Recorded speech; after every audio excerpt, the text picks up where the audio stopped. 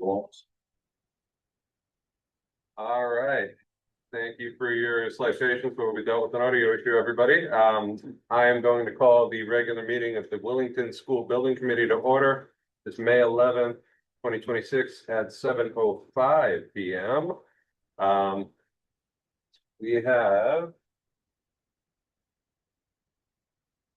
a full house tonight. Peter, can you just do me a favor and unmute and let us know you can hear us? Loud and clear. Thanks for stopping at Echo. Our pleasure. Hi, Paul. All right, so no need to seat alternates tonight. We have the full committee.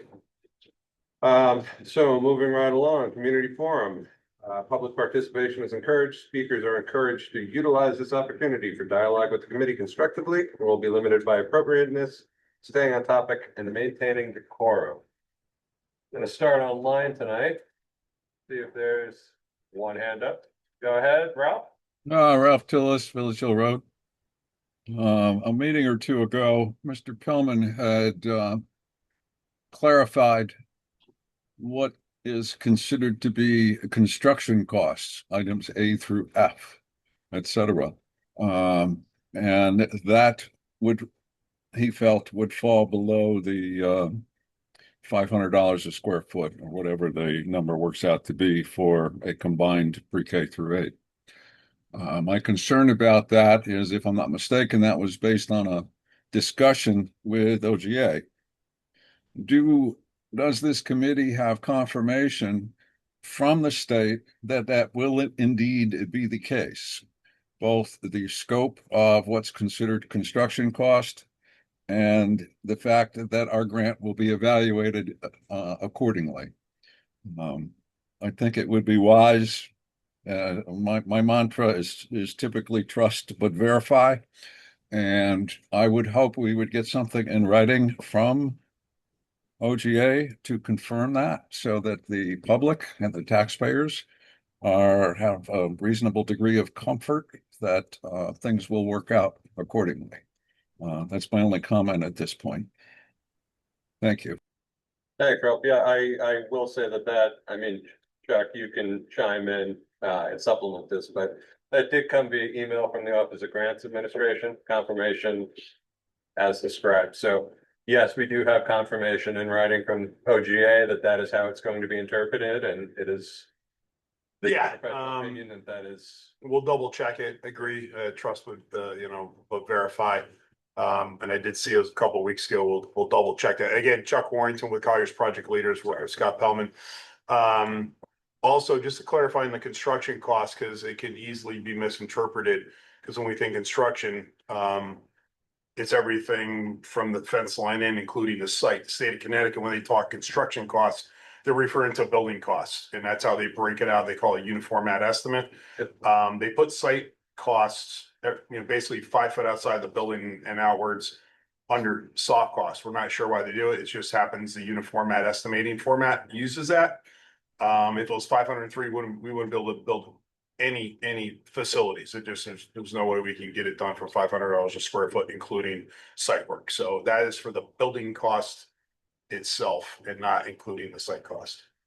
The reason I raised that point is, when we see other projects at some outrageous $700 to $1,000 a square foot, I think what we're seeing is the total cost of the project divided by the square feet of the building. That's which correct. is not a fair comparison to what's been described as far as construction costs with this process. And I think it's very important that the public understand that. Agreed. Yeah. Okay, thank you. Ralph, was strictly just for the way the impact of that legislation that could have affected us if it were interpreted differently. That is the reason that $503, I believe, is the figure, is a particular reference, because that falls under the threshold where we anticipate the construction costs For the building. as defined now more recently by the Office of Grant Administration.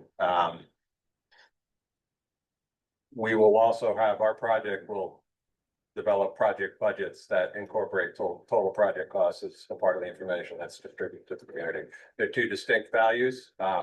We're only talking about the $503 number because it was relevant to the legislation only. But It's in your email, Chuck. there you go. Thank you.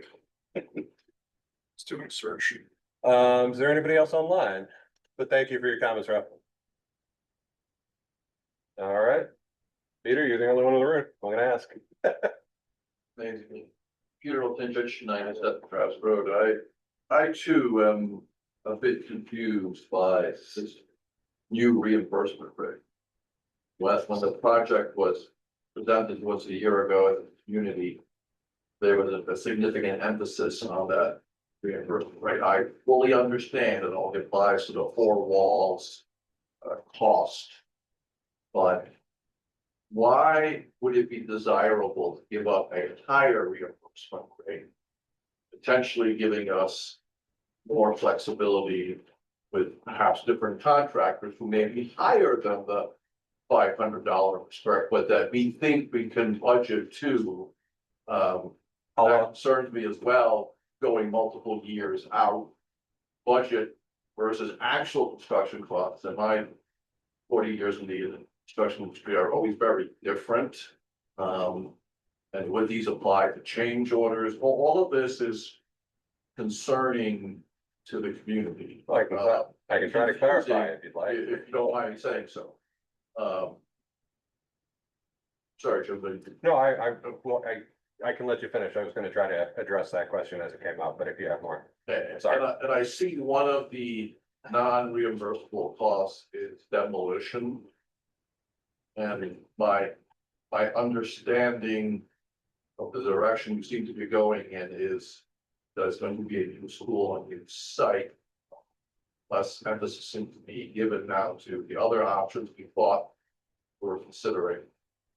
If that's the case, is that an even larger concern if we're facing non-reimbursable costs for the demolition of two existing buildings? These are my concerns. And I don't think I'm alone. No, Because there was a huge emphasis when this project was presented by our legislators and the joint boards of our entire town that we have that larger reimbursement. Understanding, I understand Scott's explanation that we're targeting the $500, but we see like 3 projects that sort of meet that now. And we see some escalation built in for 28, but who knows what that could be and why would we give up $1,000 versus $500? That's the not short answer is we're not. understandable to me. So let me see if I can address or answer some of the confusion, and maybe we need to do a better job as a committee. That $503 is not a factor on our state reimbursement rate, and I'll let the professionals in the room comment on that. That is strictly separate legislation that came before, that has nothing directly to do specifically to Willington. That $503 per square foot is construction costs. There was a penalty that might have kicked in the way the state calculated reimbursement. Our reimbursement rate for any project for any consolidated school project that we pursue will be consistent to project costs, not just building construction costs. Yeah, so you're clarifying that better than I'm butchering this, but I'll let you. Yeah, real simple. So if you go either with let's just say a new construction project, everything inside your property line is eligible for reimbursement. If a building, and one of the options, if the existing building has to be abated and demolished in order to make way for parking or fields, whatever, that cost is eligible. We've done many projects that is eligible. So I'm not sure where you got that information from, but abatement and demolition is a reimbursable cost to the project. It would only be if you were going to a completely different site and that the existing building wasn't required. I can give you multiple projects that we've done it in, South Windsor, Eli Terry. On the existing site, we demolished the exist baited and demolished that building. That was eligible. We just demolished, Learn down in Waterford. They're doing a brand new pre-K, early learning, school. We're demolishing that. We're gonna be demolishing West Hill High School in Stamford, Connecticut, probably to the tune of about probably $3 or $4 million. That's eligible for reimbursement as well under a new construction scenario. And also for, I mean, if you're renovating, then obviously it's selective demolition. And if you have a renovation status statutorily, any demolition abatement is also eligible for reimbursement at the reimbursement rate that we'll be discussing. I did not pull it from thin air. I'm Yeah, it's reading this from Mr. Pelton's presentation. It says proposed state regulation. What does this mean? Uniformat 2 is the existing format organized by building elements. Group elements A through F pertains to the building only and does not include site costs, design, management fees, furniture, equipment, Correct. testing fees, but building demolition. That has nothing to do with our reimbursement rate, though. That is a completely separate. The building demolition, partial building demolition is not covered in part F. Since we exclusively alone. Correct. That's a budgeting conversation. It has nothing to do with our reimbursement. Let me see if I can clarify this, Pete. The conversation at hand that drove that presentation was strictly because there is new legislation coming into effect on July 1st that could have caused a penalty for Willington if total project cost was factored into that. OGA calculation. The OGA formula calculating our reimbursement. It is not, is the short answer, which is why we're comfortable extending past that June 30th deadline that we were initially operating under to avoid any penalty. The project in its entirety, with certain limited exclusions, would be subject to our newly legislated reimbursement rate. It is not limited to $503 a square foot. That is a separate. It has nothing to do with our total project reimbursement rate. Yeah, and I think just to clarify, you're talking parts A through F as part of the uniformat estimate. Correct. That's the construction, that definition construction costs are parts A through F of the uniformat. Estimate for it. We'd have to double check on the selective demolition, but I'm telling you, every project we've done over the last 10 years that has demolition has been eligible for reimbursement. If it changed very recently, we'll have to double check that, but The confusion or the miscommunication is interpreting that A through F as what is eligible for reimbursement, and it's not. It is only limited to what OGA uses for a construction cost. the Building 503. construction. Yeah, costs. because they wouldn't include that demolition because we have projects that's $2 million. Correct. That would raise and falsely inflate that number, the 503. They may go above it. So they're just saying we're gonna take that out of that. So But when it we- is eligible. When we do, this is a good conversation to be had though, so Sure. thank you, Pete. But yeah, when we do get to the point where project budgets are being calculated, you'll be seeing that percentage, the percentage is calculated out based on the total project cost. And the reimbursement impact in that. So you'll have, that detail will be available to the community. We're not there at yet. that point yet, because we've only been working with this team for about a month and a half, 2 months. We're working there. We're getting there fast though. No, So- total demolition is not, so, yeah, total demolition, it doesn't affect the, type of. Yes. Not the 503. The 503, they're looking for new construction in place, put in place. I believe what they're doing is taking the demolition out of that because not every project's gonna have demolition and a new construction. So I believe that's the intent. Yeah, so the only other comment I'll add to that, because, you implied they're putting an emphasis on a project, we're not. We are evaluating actively several different project options. There is no priority. We're looking for that feedback from the community. Everything from an additional renovation to the existing Hall School site, new construction on a new site, new construction on the Hall School site. Those are all options that are being equally vetted by this committee and will continue to be so until we can present all those options to the community to have that discussion. So that's all I wanted to say. We're not pushing any project in particular. We're trying to get all the information for the community to have those options to make a decision. So just to be clear, because it's not clear to me, A through F. Pre-June 30th, when the We didn't know A through F. deadline Yes. ends for submission of projects under the old $1,000 reimbursement model. That ends July 1st, correct? I think we're making an Yeah, apple. you still, Explain to us the urgency of that deadline. because we didn't have the clarity about how they were calculating construction costs. So I'm trying to understand that clarity. I can tell you that. Go for it, Bill. I'll let you take a step. Pete, when we as a Board of Ed were working on this project, we were very concerned that it was the total project cost. We've now learned from OGA that it is not total project cost. It is only items A through F. And that's what I'm asking, for A through F. If we exceed June 30th and past the July 1st, That's $503 that we could, if we exceed that number, we would be penalized. We do not have any belief right now from those professionals over there that we're going to exceed $503. based on Square foot. the projects they show in that matrix of blue. Based on, Correct.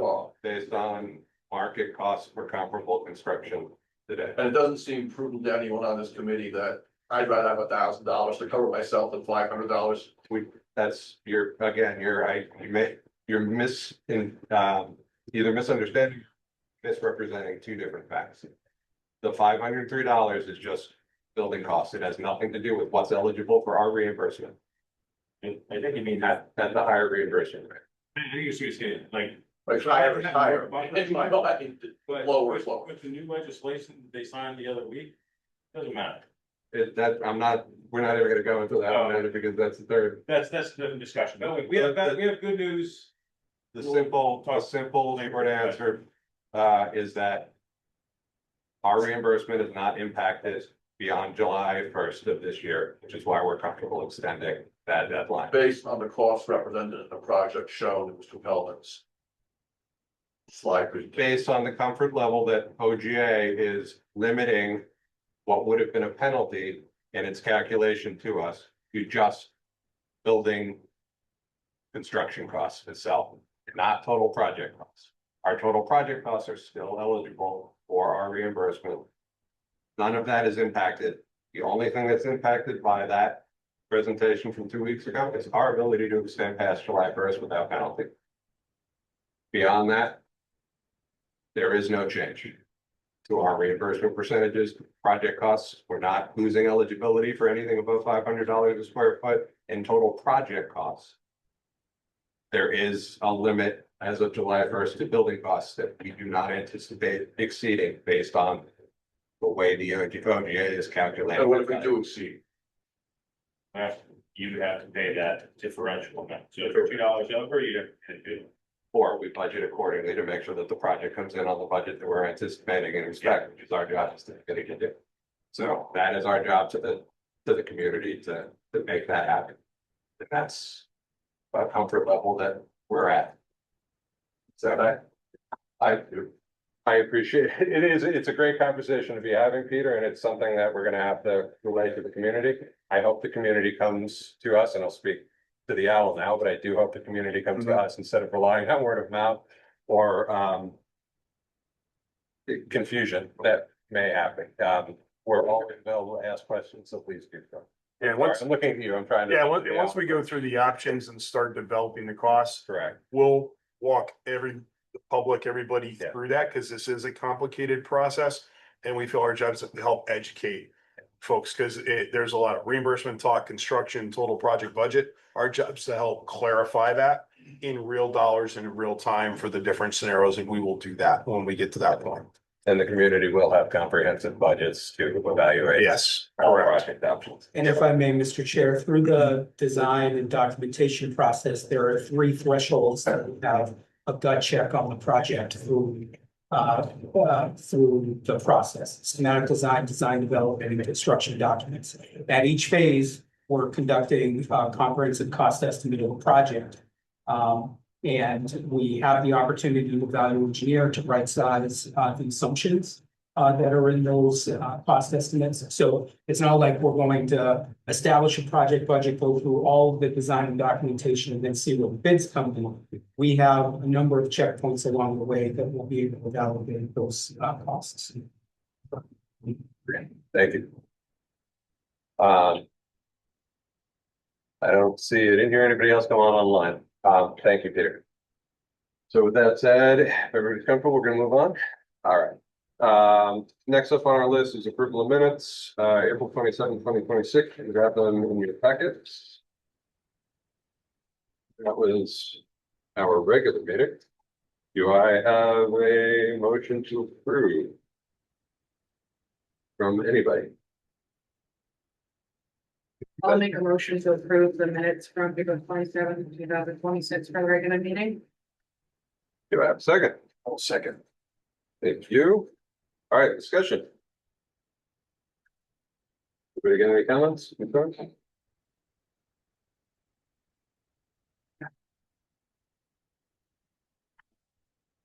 Did we mix up any items in this one?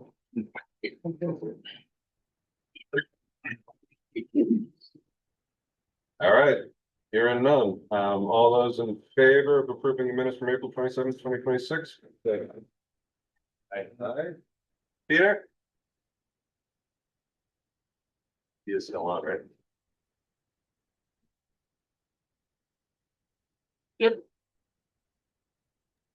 Peter Bacon online?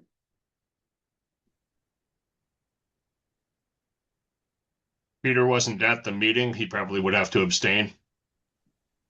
I was at the meeting, but not named tonight. Can I I'm vote on it? here. Okay. Sorry, phone issues. No worries. Peter, were you, approval of the minutes for April 27th, 2026? Yes. All right. That is unanimous. Thank you very much. Everybody. All right, moving on. Chair report. I'll keep this brief because most of the stuff I would talk about is an agenda item on here. First, just a general update. Board of Finance meeting was held last week following the failed budget referendum.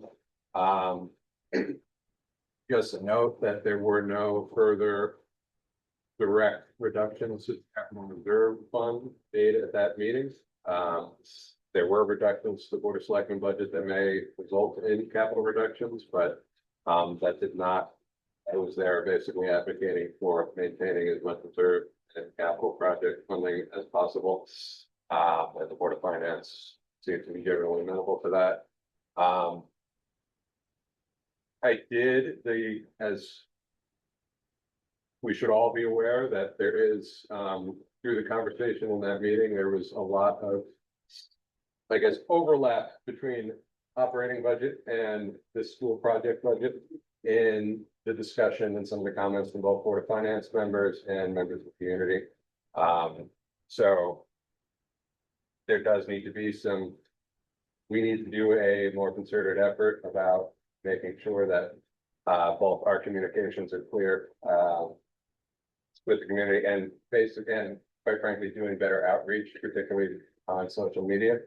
A lot of people commented that is how they like to digest their meeting, their information at that meeting, and that sometimes multiple clicks to the website is hard.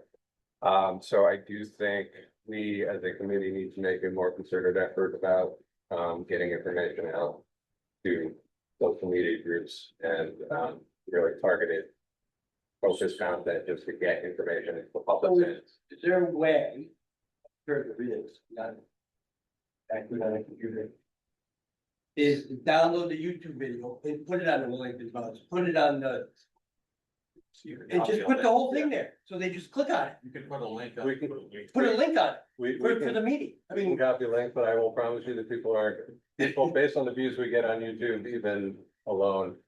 but they, instead of going to YouTube, Yeah, you post it on that as a link, and then they wanna watch it, it's there, that's how they digest their information. yeah. My concern is that if people, What, Bill? Pick up 5 people, I mean, anything. Yeah, I mean, we can blast as much information as we can. We can start doing that. And hopefully people will take the time to actually do the recording. Jim, could, yes. Could you just clarify, where we were talking about it should be posted? I didn't hear exactly where we were saying that link should be. Basically on Facebook community groups. Oh, okay. All right. Gotcha. Those types of. Yeah. I think it just click. So they click it, it'll bring them to YouTube and they can hit play. I mean, it's literally 3 clicks and Yeah. they're watching the video. They're going to timestamp those videos. They are timed. They are already. They're already, I think once you click on it on YouTube, it'll tell you to pay. So, I think we can deal with it in a little bit more elaboration with the communications, but, I think we need kind of a dedicated social media strategy here, getting information out to the public. Because that seems to be how a lot of information is being disseminated by the computer. And then lastly, from that meeting, just the last note is I did preview our legislative update because it was a highly attended meeting and any opportunity to get information out to the public, I'm going to take, because clearly we don't have as many people attending our meetings. So I did preview the current legislation. We'll get into that for a second, but before I forget, as we go into that discussion, I just want to offer special thanks to both Senator Gordon and Representative Nuccio for their work, and it's our next agenda item, but we recently got some new legislation through the work of, through their efforts, that was approved at the state level last week, that allows us, that has significant impact to our project, that avoids the need for, we've talked a lot about space waiver language in the prior school building committee, and reductions based on whether or not the project is over what the state defines as their space standard requirements. This new legislation avoids the impact of Willington and provides certainty pre-referendum related to what the reimbursement, what the project cost is going to be without penalty for exceeding space standards. So it's a big legislative win. We can talk about it right now. That's the only other thing I had. So yes, everybody, if you have the opportunity to see Senator Gordon or Representative Nuccio at Willington Day or other events, please thank them for their efforts. And then lastly, sorry, one last thing. We are actively pursuing, we have an executive session on our agenda to discuss new site opportunities. Later on in the agenda, at the end of our agenda, just as an update to the community, we are actively pursuing potential new project siting options. That conversation is still unfortunately confidential for a little while longer to maintain negotiating ability as we work that out as a committee. I do hope that information is forthcoming, but again, we are pursuing all available options. So there will be no action tonight or open discussion about it, but it is moving forward. And that's pretty much all I want to say. So with that said, we'll go right into new business, which is legislative updates.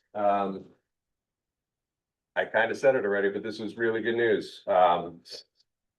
We got new legislation that became effective. It does 3 very important things for our project. You guys, I believe in your packets have that email.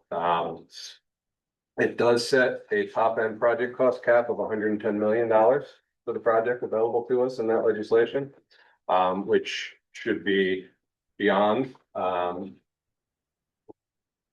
what we expect our project budgets to ever get to. So it adds comfort and flexibility to that end and avoids future uncertainty and what the limits of any reimbursable cost may be. It eliminates any potential reductions to our reimbursement by going over the space standards, which are very hard to achieve as a small school, small enrollment, small community project. The space standards are not really generated or driven by that type of project. They're really more amenable to larger school construction projects. And smaller programs are penalized through that calculation. So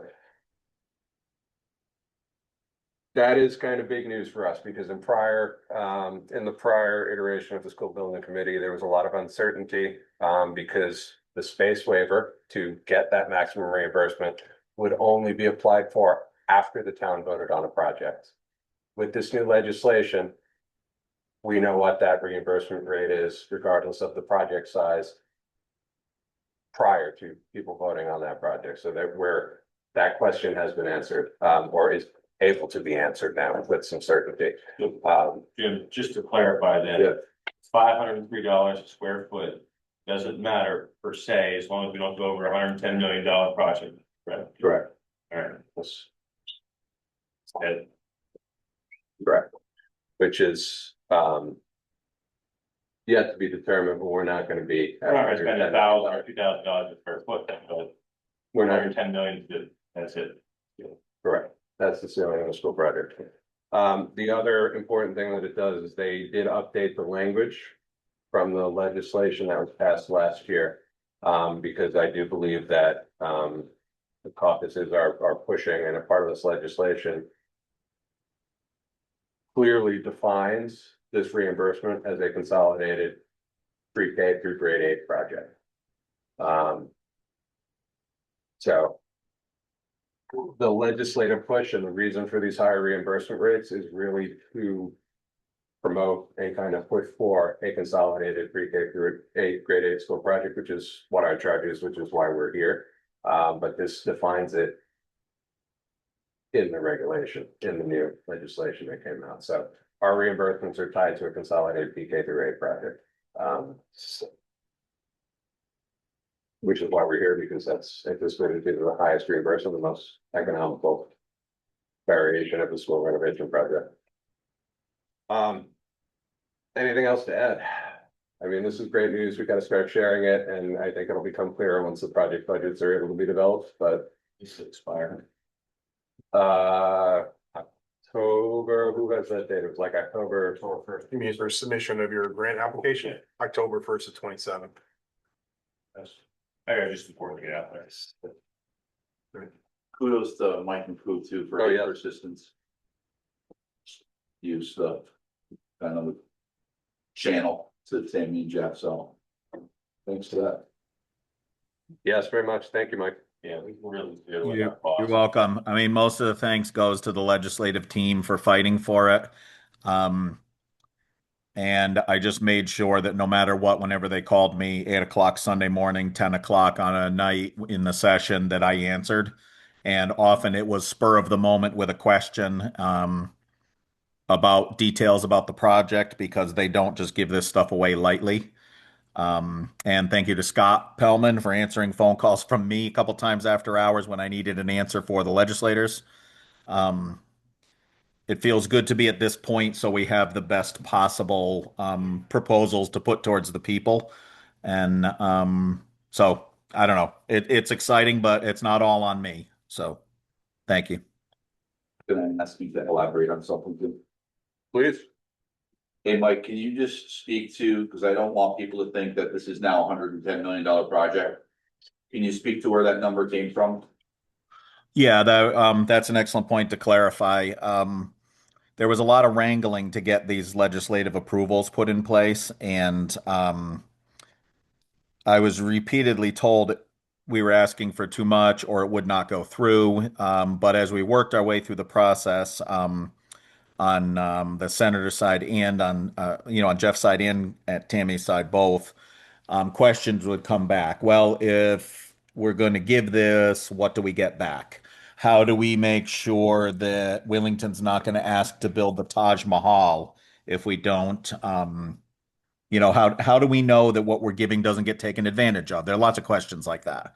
And I'm sure there's a lot of negotiation that goes on for those people in Hartford during this process. And they actually asked us to help with defining what a cap would be so that Tammy and Jeff could go back to the other people they were negotiating with and say, this is one of our ways we're going to make sure this doesn't become too big a project. And there were a lot of conversations like this, but basically, in conversations with Scott Pellman, we took what we thought was the maximum reasonable square footage of the project based on the current look at things and without doing any crazy additions, without going for the Taj Mahal, any of that other stuff that they were worried about in Hartford, and then multiplied that by a total project cost construction figure and back and forth. And what I got, basically the final negotiation was with Tammy, and what she agreed to was a cap of 110 million so that we'd have room to be able to work and finish the design, because the design was not far enough along to give a more exact price. And so basically it was just a lot of back and forth. And she said, okay, if you can say you're not going over $110 million, I will continue fighting for the space waiver, if you want to call it that. And that's how we ended up where we are. We can't do it for under $110 million. We're doing something wrong. Of course. No. Yeah, it actually, I think, and again, no one's looking to take advantage of it, but there had to be some leeway. And I think it gives us an opportunity to deliver a good product to the townspeople to choose to make their choice over. And it also assures the legislators that we're not going crazy. Beautiful. All right. What I will say is, point this came from Colliers, but I did share this slide with the committee, basically following that legislation. Kind of defining what our reimbursement percentages are now for eligible new construction. Show that. Share that. You have the ability. Oh yeah, you're muted. You're actually on. Sorry, I thought we lost you with the echo, but you got back on. We figured it out with some help. Can you allow? There we go. Felt like an appropriate time to talk about this that you shared. So I'll zoom in here. So.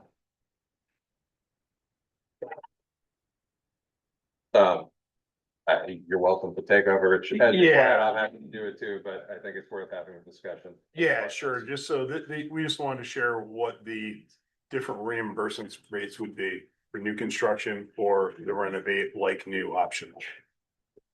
Currently in fiscal year, what's important to understand is we're in current year fiscal year 26. The state has only published reimbursement rates for fiscal year 26, July 1 of 26. Those will change. If you looked on the website, they haven't updated those yet. So they usually tweak only a few percentage, so it could go up a few or down a few, just to preface that. The new reimbursement rate for Willington for fiscal year 26 is 78.33%. That is what we'll call the base rate for new. And for renovation, it's 80.71. Now, years ago, these used to be exactly 10% apart for every single district. About a year or two ago, they changed it, and it varies from district to district. Some are farther apart, yours are very close, so it's about as close as we've seen in the state. So you're almost saying like 2% or so for that. So for the new, any type of new options, it would be 78.33% plus with the legislation that was just passed an additional 15% for the school. So that takes you from 78.33% to 93.33%. With our reimbursement rates unheard of. For the early childhood education. For pre-K to 8, for your pre-K to 8, and then it's named specifically in that legislation for a pre-K to 8 school. So new at existing or a new site. Does that apply to the whole project or just to the pre-K section? No, that'll apply for your entire project anytime. And you have special legislation that adds the 15%. The legislation for the early childhood programs are 15%, and those also apply to the entire project. Now, if you're doing special education, that applies to the portion for the special education that is new. That's very specific in current statutory language for that. just as a point on that, we do have some special education space that would be applicable for that, but that's not factored into this yet. So there would be additional modest, very modest, but additional reimbursement potentially for. There could be if it, and I think if it's for new, I think it's for if you expanded your special education. So that gets to be a little kind of a tricky Okay. discussion with OGA. Yeah, you have to understand what you have now versus if you're expanding, say like a autism type of program or other, medically fragile type of program. I think they would consider that. And then for the renovate like new, for 80.71 with the additional 15, it's 95.71. I believe I was reading the recent legislation. I believe their capping maxes at 95%. So I'll have to verify that. I recently just read it in the last day or two. Every legislation is max. It used to be 100, but now I'm seeing 95%. So something we'll just have to verify and confirm. Just wanted to put that out there. For that, so, but still, even at 95%, it's Amazing. the highest reimbursement we've seen across the state, so. Significant impact. But that does require renovate as new status, correct? So That is correct, and there's two ways you can either do it administratively or through a renovation status analysis that a Tecton can perform. Has to be a licensed architect, and there's multiple points. I'm sure Scott's kind of talked about that already. Or you do notwithstanding years ago, many renovation projects went through notwithstanding legislation for that. And again, as you noted, these will not reduce due to space standards. So everything inside the property line is eligible for reimbursement. Tie-ins for utilities, water, I think you have septic here. But anything that, if there's sidewalks that connect, and usually they're pretty minor on these projects. They cap that because if they were running a new water line and it serviced other parts of the town, the states felt, well, we shouldn't have to, participate. And that's why they did that. But those are usually pretty minor outside the property limits. And we've accounted for any minor, and it doesn't count for change. If there's change orders that aren't eligible, that they're eligible if that's the case during construction. beautiful. So it's good to have clarity on those rates so that we can define budgets around them without having multiple variations of this thing.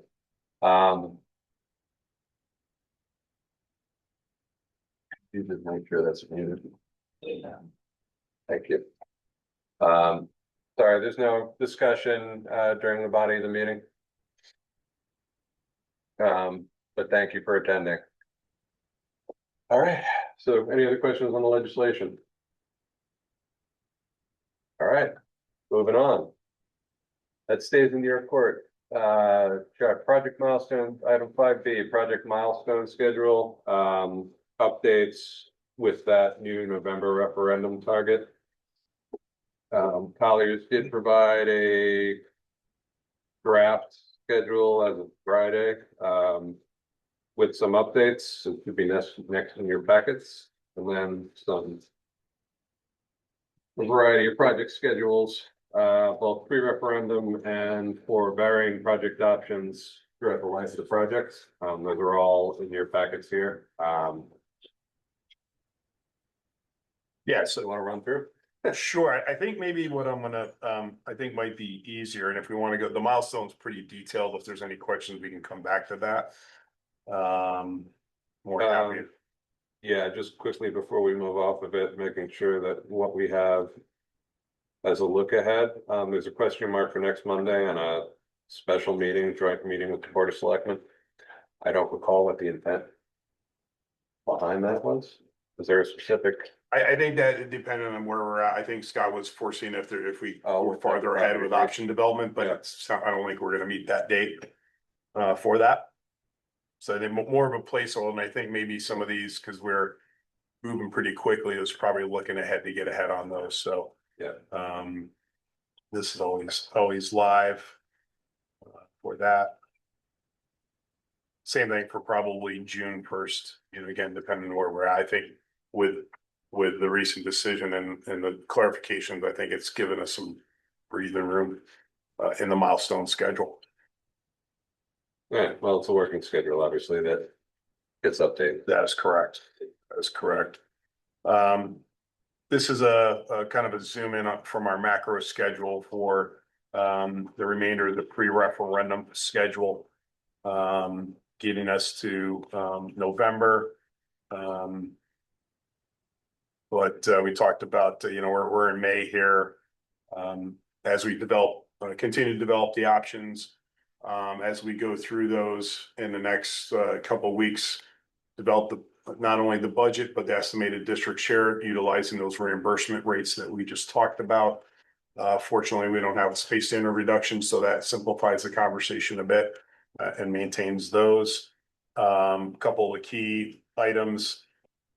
And these are more for some of them for grant application, the 3 local resolutions. We just need those by the grant application. The 824 referral, that's a statutory, basically the town planning and zoning saying this is in the best interest of the town and the best use of the property in very layman's terms for that. And then basically working our way up into August to establishing the setting a referendum now. We did meet in a working group and we're going to be recommending to have bond counsel provide us specific dates working back from September to get us the very specific dates of when notices because there's typically notices that need to go out to the town, potentially town meetings. So we'll update this with those specific dates. Can we just have, I'm going to interject because it worries me a little bit. Can we just have a brief discussion on what's driving that September? I mean, so to get on the ballot for the November election, I think the date of September, early September 4th, right? right? Scott was invited, yeah. When we did this last time, that window was much shorter. Like, Yeah. it was like 2 to 3 weeks, I think, of blackout. This worries me that we're going 2.5 months, essentially, from referendum before that November election for 2 reasons. One, because it limits our ability to provide detail to the public about the project for a very extended duration of time. And it also kind of compresses the ability early on where we can get information out to the public because we're trying to do all this work on an earlier basis because we have 2.5 months. How did everybody else feel about that? Because is it just the November? Mike, you may have better answer on this, so I'm going to direct it towards you. Is it just ballot question that's really driving this, and is there opportunity to shorten that in some way, shape, or form? You ready for me to answer? Yeah. My understanding, which I can verify, is the reason there's a long planning time for the question for the November ballot is because it is a shared ballot with all these other election places. The approval process for the ballot, if we are doing a Willington only referendum or question only referendum, is a much shorter approval process. That's my understanding. I'm happy to verify that. So we could, just like we do with the budget, we could do a much shorter lead time between the calling of the referendum and the actual referendum. We've seen that in other districts as well when it's other than November. That blackout period, it could be a week, 2 weeks. It's very much shortened because of that. But anytime it's in November, it's always been roughly September 1 is kind of the date we use. It just feels like there's 1.5 or 2 months of extra time we could be discussing the project with the community. And we're giving the How much community. is it for the question if we have a referendum? That's something. If we just have a question instead of being on a. How much it costs for the Board of Finance, but that's sort of similar type of thing. Mike, what's the cost of a referendum? Just the town. I'll have to check that because we have the last number I had included the like early voting times and all that. I don't have a referendum only number, but I'll add it to my list and get it. Hey guys, John T in here. Quick question. Would it be possible to hold a townwide referendum on the same day and just hand out 2 ballots? That's another question that I don't have an answer to. Don't think I'm wrong. I'll ask that also.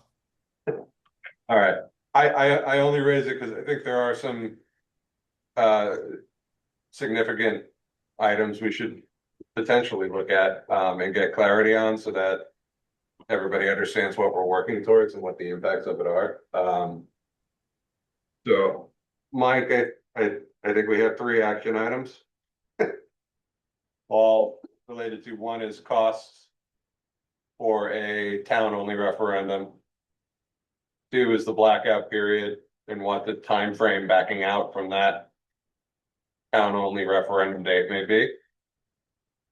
And then the 3rd one is 2 ballots on one day. on one day. Yep. Okay. I agree with you 100%. I've had concerns about this from the moment we had that conversation, just because that is a long time to let things sit. And anything you put out has to go through a rigorous process to make sure it's factual and that's subjective. Yeah. I think that 2 months is a really long time. You still want to be able to answer questions, give people information. And I think you'd really limited. Well, I'd rather have more opportunity like between now and an extra month and a half before to give the community time to provide comment on these options or provide comment. Time to change, you have to. The other thing too is the times we have the summer vacations and people will be away when we have our targeted public meeting times. Whereas they would be much more available during September, October. I think we have some further decisions to make and some further answers.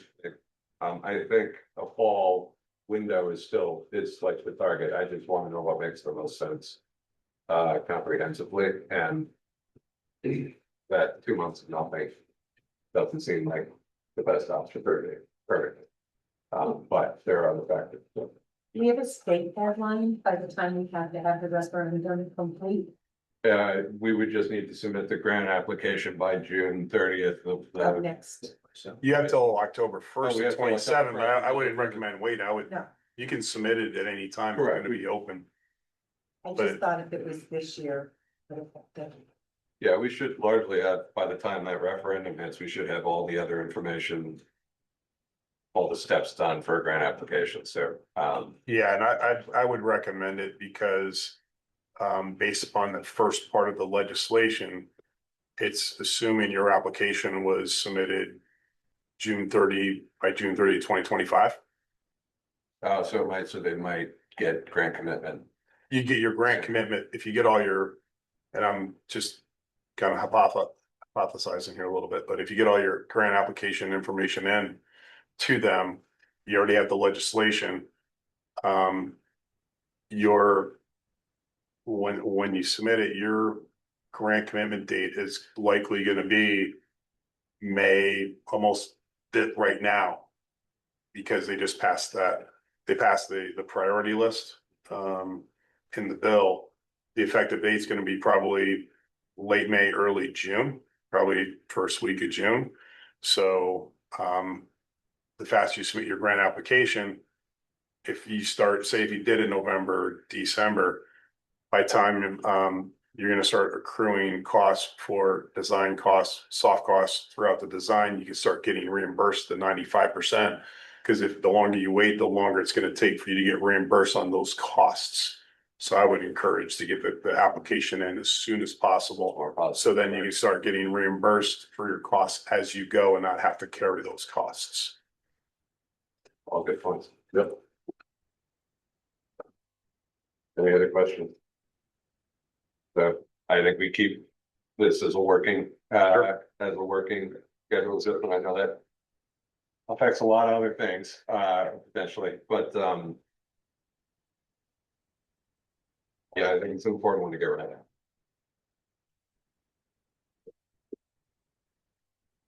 now. So that was macro schedule. You also have in here sample schedules or complete project schedules for the variety of options that we're pursuing. Sure. Some are longer than others, obviously. Yeah, if you want, I can go through a high level kind of review of those.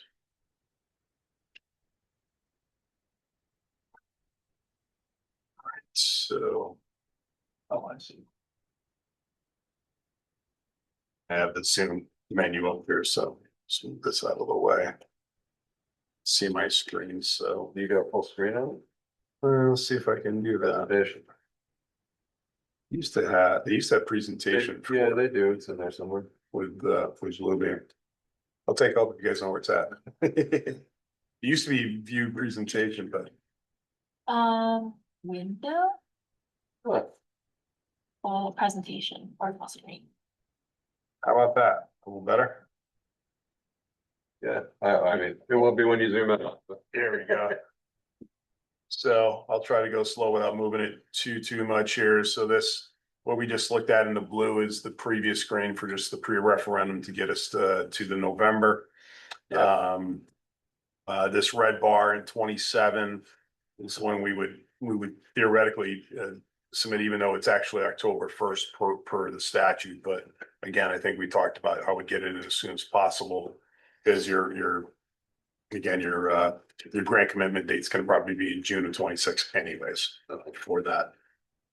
But what's really important is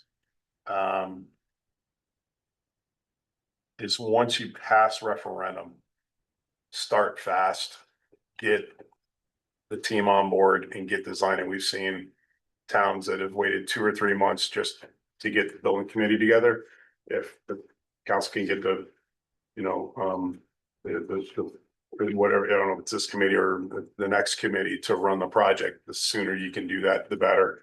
To get the RFPs out and get the team on board and get rolling, because that just prevents delays in the schedule. However, we forecast, and this is for a renovation, but even for new, they're going to be similar, roughly 18 months for pre-construction phase before we go out to bid. And as Justin alluded to, part of that are those estimates after your SDDD and construction documents phase. They're roughly 6 to 8 weeks. They vary, but that is your budget control process that we've been talking about. That's I echo everything Justin said, that's where decisions are made to keep us on budget and keep this under control. For that, towards the end, there's a third-party code review that's required. That's probably about 6 weeks. We have 30 days for usually code review by the building official, but these have a third-party code review to the size. Then we have to go to the state of Connecticut to get permission to bid. That takes anywhere from 2 to 4 weeks, depending, as long as the documents are tight, which they typically are, to go out to bid. Just gonna scroll up. Bid phase, you spend about 4 months. It's right anywhere from 3 to 4 months. Advertise it, assuming if you use a construction manager at risk. There's some scope reviews that take a couple of weeks. Put together what they call a guaranteed maximum price. Typically, unless you go general contractor bid, which I don't know if we would recommend that. But then looking to start construction in late 28. Now, if we can better it and pull it back during pre-construction, obviously we'd like to do that. For that, again, this is the renovation, addition renovation. We've estimated about 45 months to get that substantially complete. Build a new, and it's longer because the site's very tight.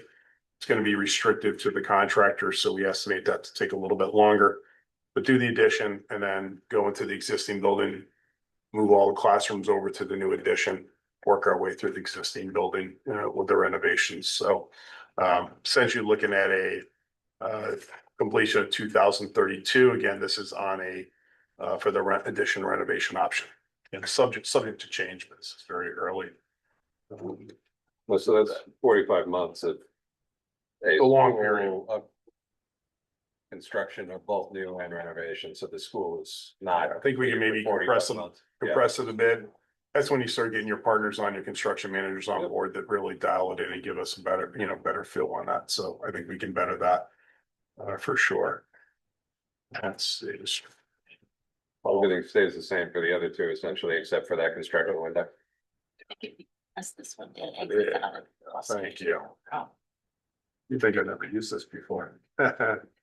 So for the new, I'm just gonna redo. Window.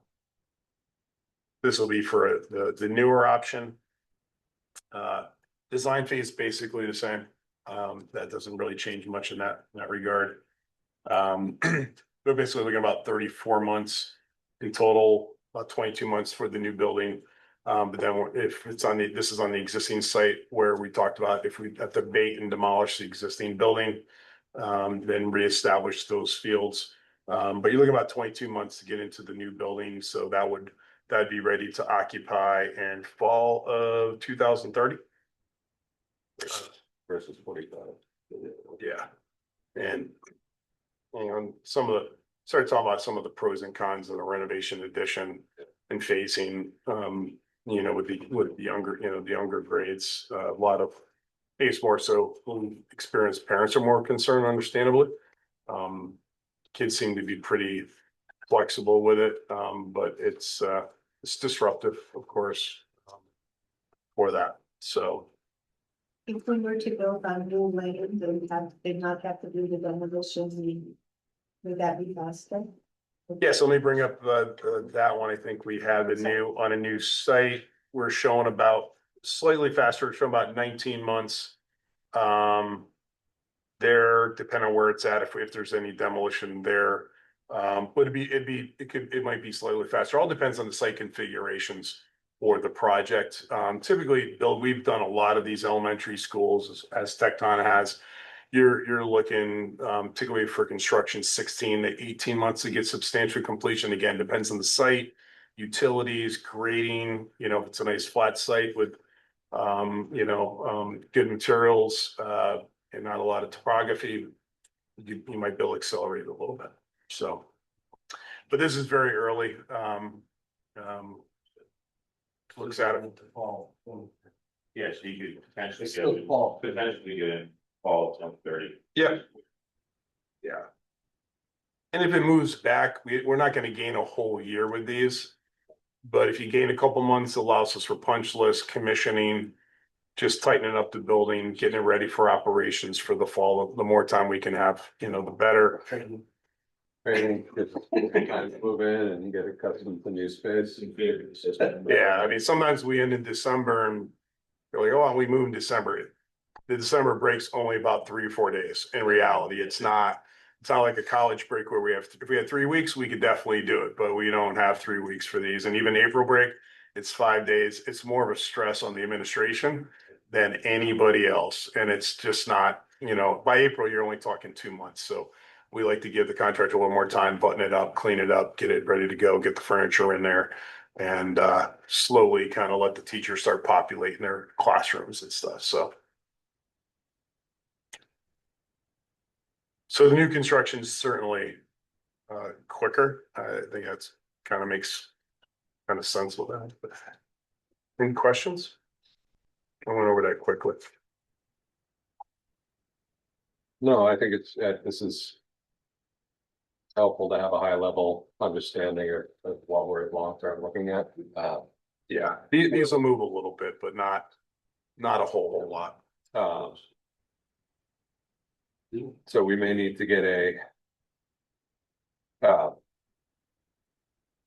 don't know what the word I'm looking for, not more presentable, but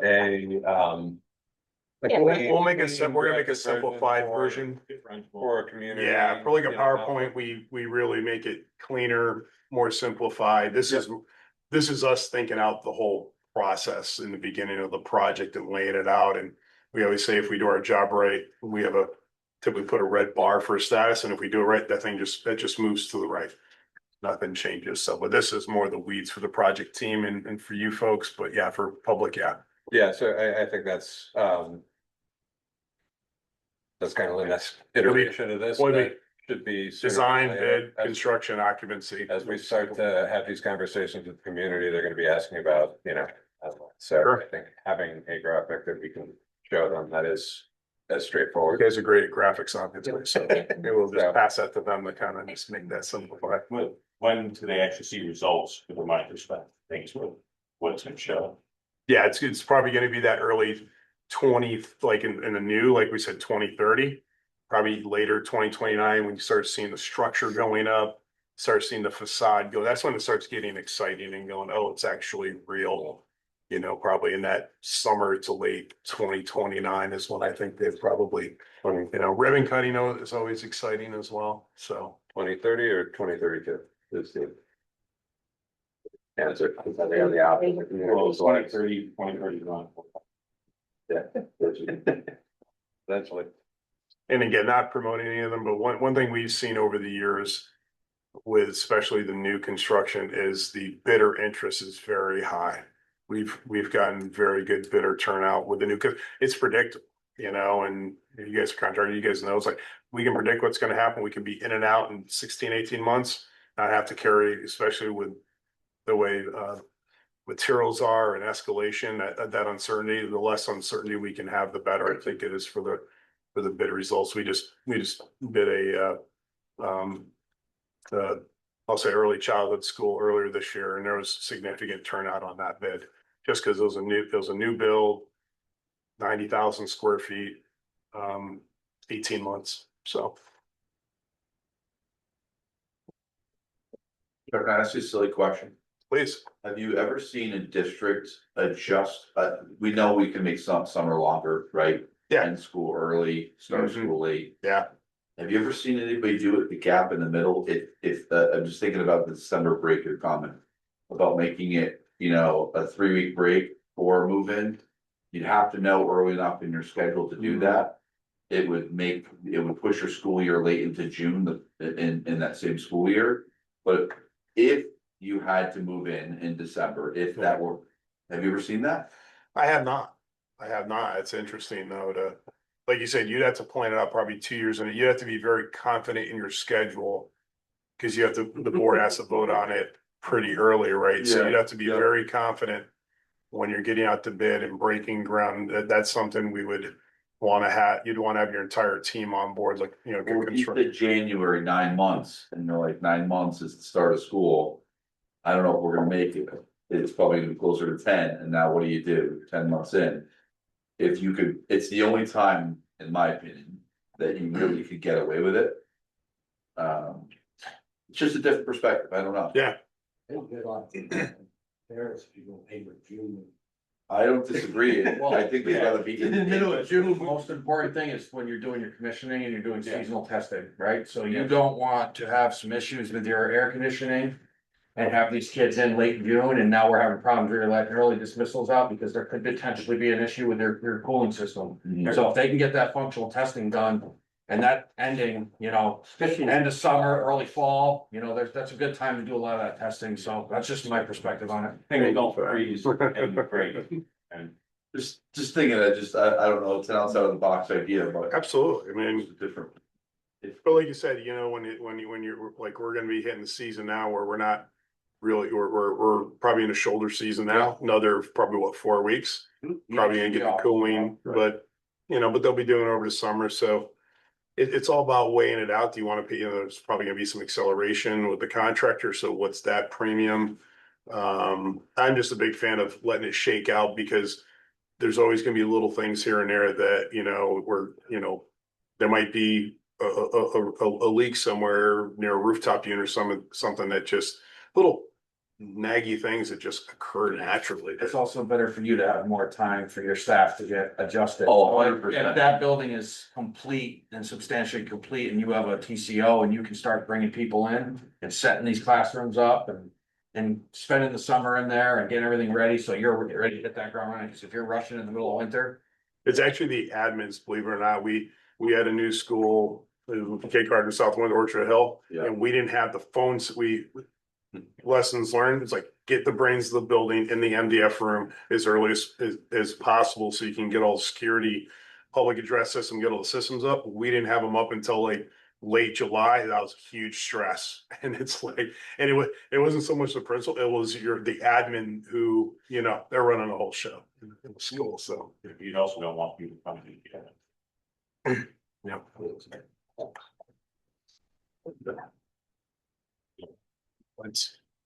Well, thank you for that update. Chuck, I appreciate it. It's good to have an overview. And yeah, let's work towards,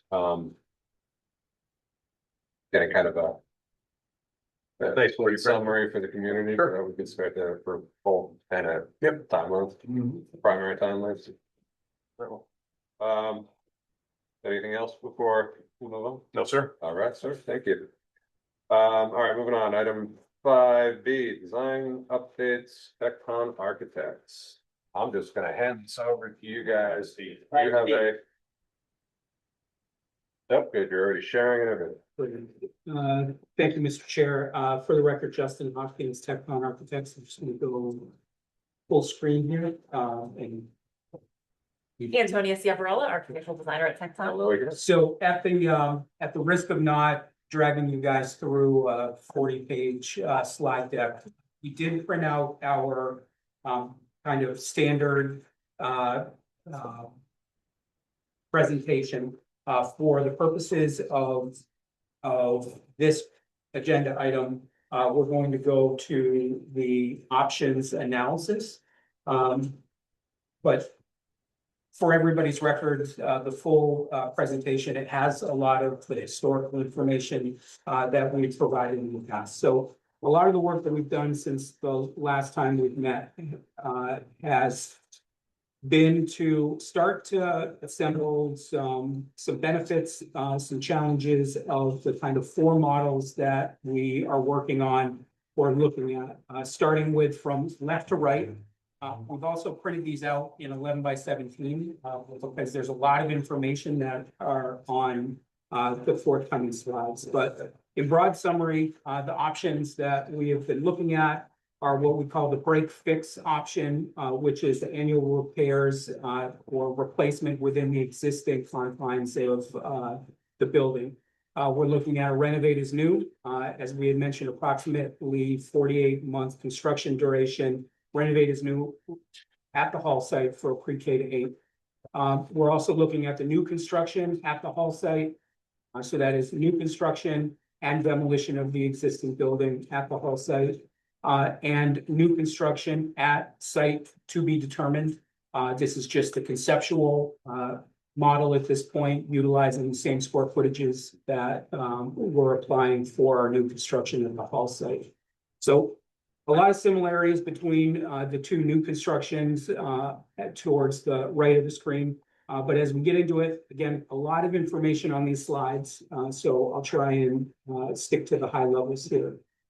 Starting with the break fix option, looking at some of the benefits, obviously lowest immediate cost, allows for phased improvements over time, gives you the ability to prioritize projects as they become priorities or crises year to year.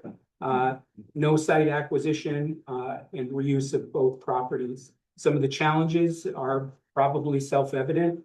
Aging infrastructure remains, risk of failure of systems that are currently past their useful life. Occupied during renovations or construction, likely targeting what we affectionately call summer slammers to do the heavy amount of work when students aren't in the building.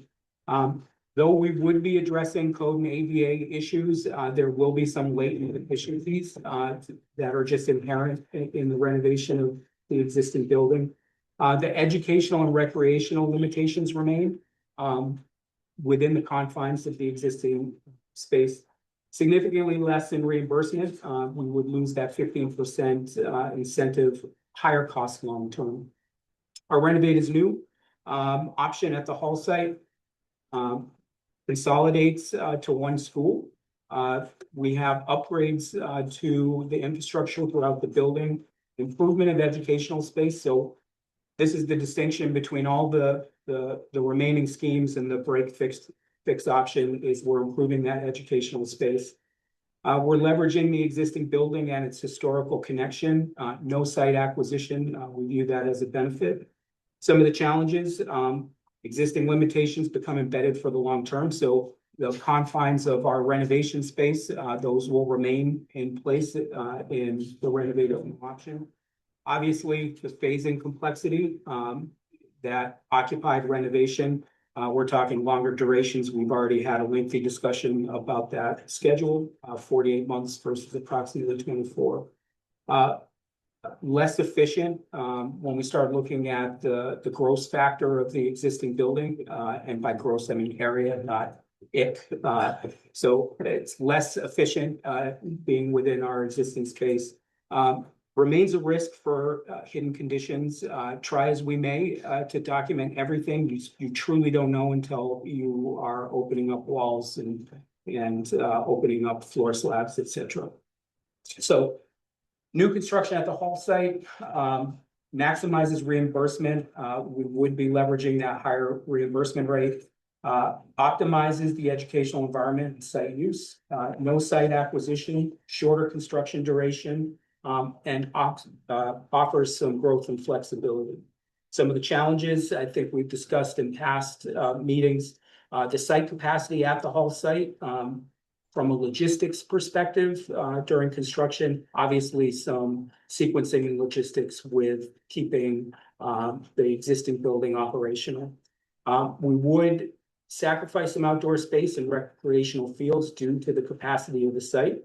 As I mentioned, the phasing and disruption and the potential loss of the historic identity of the Hall building. So lastly, new construction on a greenfield site. Again, similar benefits for reimbursement, the educational space optimization, shorter construction duration, and that growth and flexibility. Eliminates most of the site and phasing and logistics that are inherent on the construction new build at the Hall site. Some of the challenges, possible higher costs due to the site acquisition, possible site phasing, loss of historic identity, although Antonio is going to talk about some of our upcoming engagement with the Hall Foundation, and the question of how we're going to utilize the discarded structures on the Hall site. So a lot of information on this slide. We'll try and simplify it, but we think that identifies the main points. So in terms of some of the project metrics across the board, now rather by going project by project or concept by concept, we'll just talk about locations to upkeep. The break fix option, we're talking about 2 sites. The renovate is new at the Hall site through the new construction on new site. We're managing 1 site. Our square footage, due to that recent legislation, we think that we're very close from the existing square footage through the new construction. Obviously, average age of the building, we're going to a brand new building for the new construction to the close to 90-year existing building. Construction duration for the break fix option, it's obviously it's a year-over-year investment. We talked about the 48 months versus 24 months for the renovations new construction. Ineligibles and risk. Obviously, when you're fighting off chunks of improvements in an annual capital improvements plan or the break fix option, your risk is higher. We estimate somewhere between 7 and 10%. That extends to the extent of our reimbursement potentially.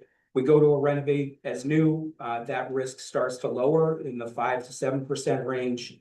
And for our new construction is where our lowest risk is going to be, provided that we're doing all of our necessary due diligence. So, educational and recreational enhancements, I think we already discussed in the pros and cons. Obviously, with the break fix option, there's limited to none enhancements, and we're able to improve upon those as we get towards the new construction. Before you go off this, can I interject and I guess put you on the spot a little bit? Sure. For an answer.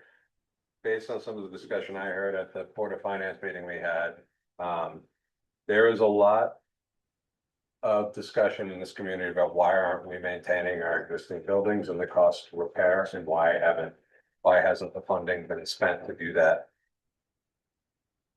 I guess I'm looking for a distinction between how do we define what break fix encompasses versus deferred long-term replacement of systems that have outlived their useful life, meaning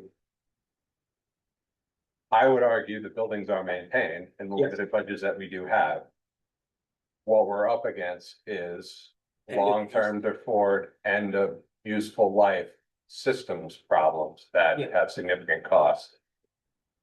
Making that distinction to the community, I think, is a very important one, being clear in that discussion. Like break fix isn't just fixing, like the cost of break fix isn't driving the wall. It's like, how do we start, like, it's not replacing a sink. It's the fact that we have to redo the entire bathroom because the plumbing systems are behind wall, they're old. We're at that level, like, so. I guess, what I'm asking is we need to be very clear in the distinction between break fix as to what that really means. Yeah, there comes, if I may, there comes a point in a building's life when you cannot CapEx your way out of replacement, right? There's a diminished return as building systems and are at or near their useful life cycles. You simply can't rely on your annual capital improvements plan to replace an entire mechanical system or an entire upgrade the electrical service or the electrical systems to the building. Those costs are more significant than typically our annual CapEx budgets can handle. So that's I think to support. We usually start this, and forgive me, we usually start this section or description is that it's not an indictment on how we've been maintaining our buildings. It's the buildings have been well maintained. It's just simply the reality of the building systems, the building envelope, getting towards the end of its useful life. I think as we define budgets on these two, that's going to be an important, like how we define what is captured in the break fix costs. And that it's not just, annual maintenance. Some of them are going to be, sprinklers, but when you say replacement of HVAC systems, that's not just a CapEx project. And how does that, how do we describe that to community integrated into any break fix budgeting? I guess that's.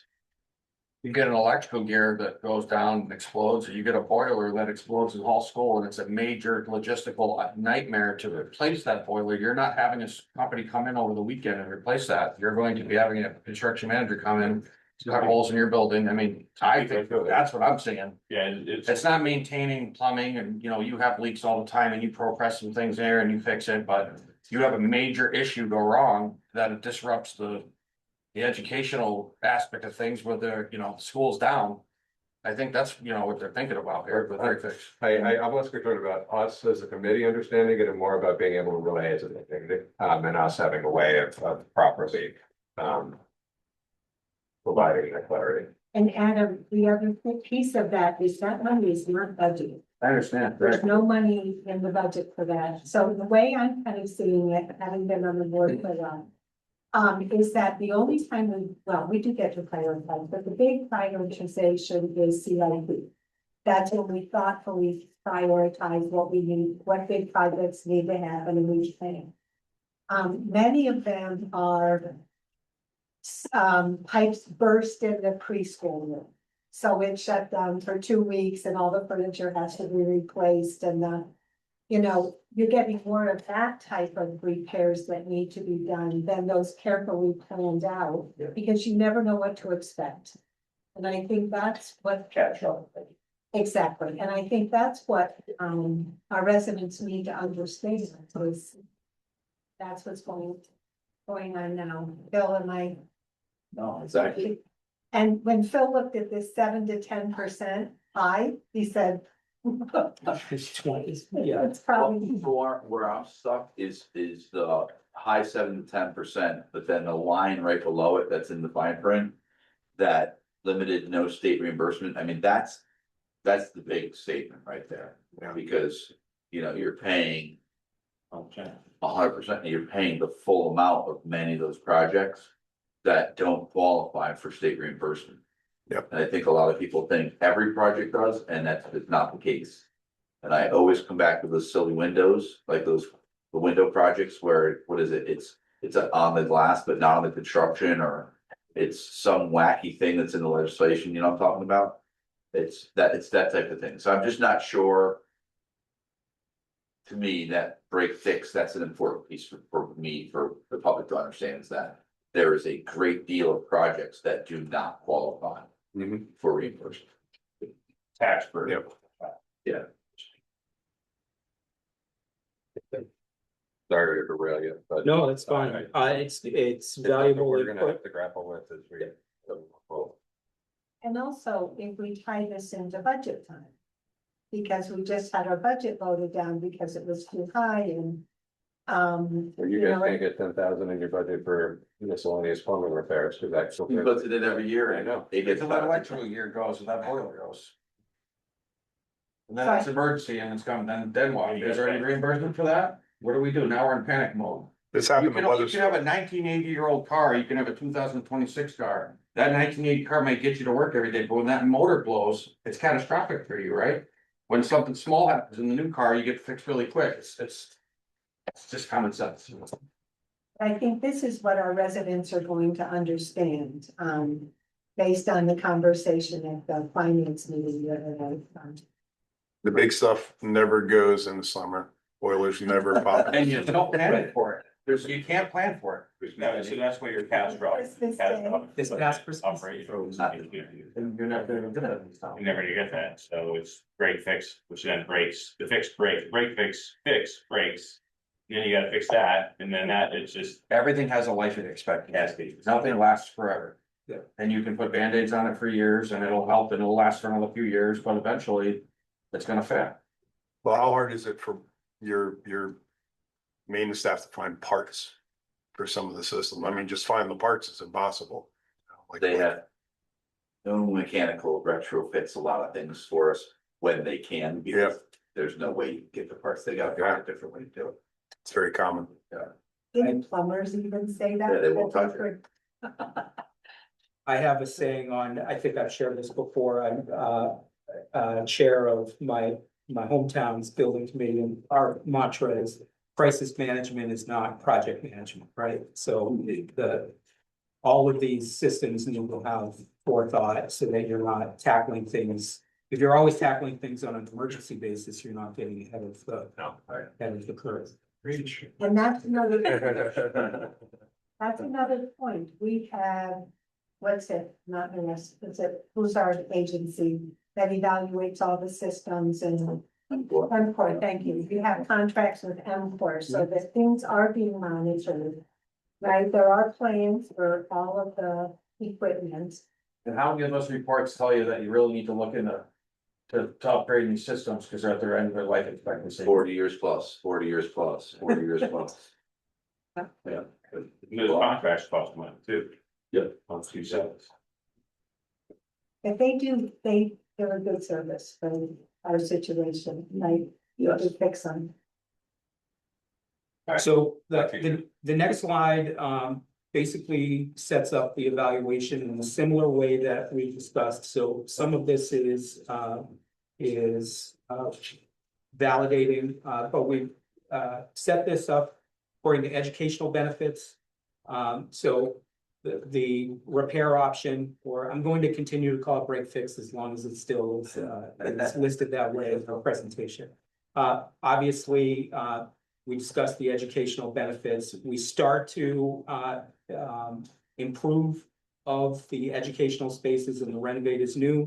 But again, we're kind of constrained by the existing layout. The new buildings, either on the hall site or greenfield, allow us to provide new purpose-built spaces designed for generations. The implementation, I think we've already discussed that thoroughly, the length of construction duration, community benefits. Obviously, a lot of discussion in our neighborhood schools are about the benefit to the community for nights, weekends, community functions. So working within the existing building, fairly limited. Gets a little bit better with the renovate is new, but we are blending the original hall building, which is difficult to separate in an addition and renovations. We have a bit more flexibility to position those programmatic elements in a purposeful way so that we can put some of our public curriculum spaces front and center and easily partitionable from the rest of the educational space in new construction.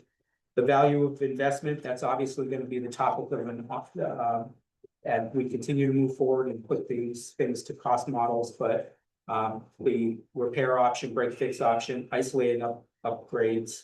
I think the reimbursement factor is certainly significant. Higher base reimbursement for a renovate is new. A new building, higher upfront cost, possibly than renovate is new. But competitive reimbursement rate lower in eligibility throughout those projects.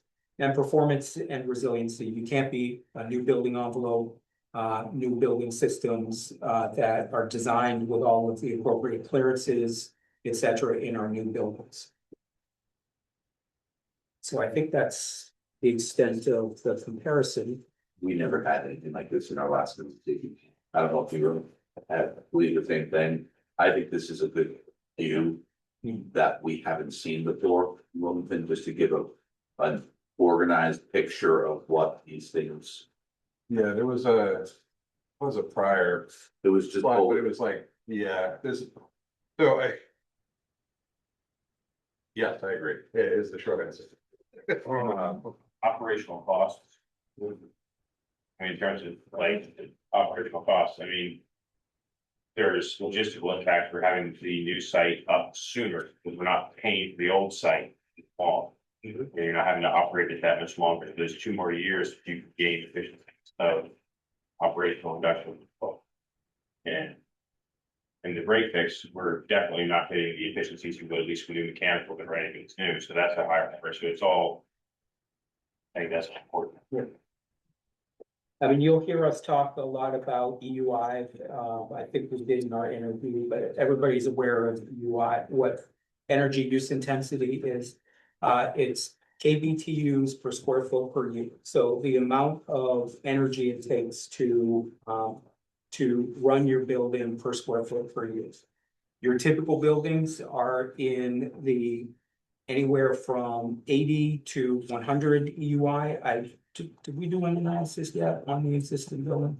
Okay, that's something that we know our engineers will do.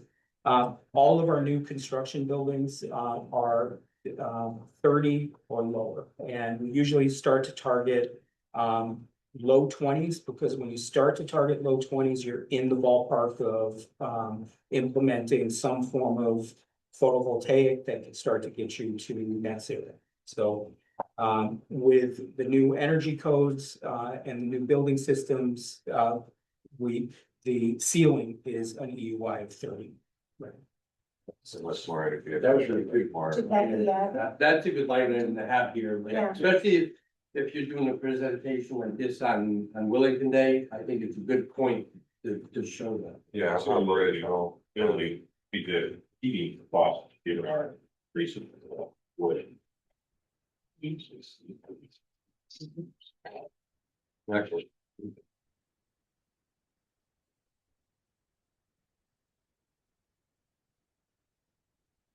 Even with AC, huh? Even with AC.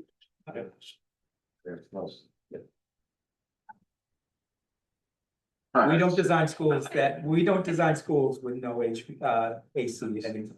Does make fix Ventilation. with these splits. Yes. Splits in every room. Great. Building envelope, so you're not Yeah. losing all that to the atmosphere for 80-year-olds in the. So So I think the remainder of the presentation that we handed out is the conceptual site plans and floor plans that we've presented previously. I'm happy to go through them if you'd like, but otherwise. There haven't been any significant updates at this point. They're really kind of in holding pattern. Getting this information out to the public. So that presentation, the last one from our last meeting, is already available on our website. If people go to look for it. But I think the goal is before Willington Day is to hopefully be able to share like have the complete analysis that we can start to have that community conversation. And then build on it from there. There's some other information. So I personally went to the options because I know you have communications, community engagement further on in your agenda. Thank you. There we go. So this other page is related to that. Okay. Anybody have any questions about design options that we can? Or should I move on in the interest of time? All right, we're gonna move on in the interest of time. All right, thank you very much, all of you guys, for being able to start to file in a way that we can present with the community.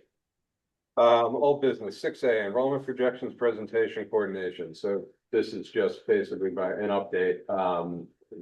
I have confirmed that, and I sent an email to you confirming to make sure we have a quorum, but our next regular meeting is the Tuesday after Memorial Day, because Monday is a holiday.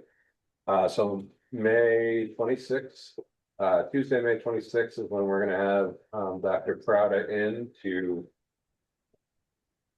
help do a presentation about his enrollment projections, and hopefully be able to answer any questions this committee has related to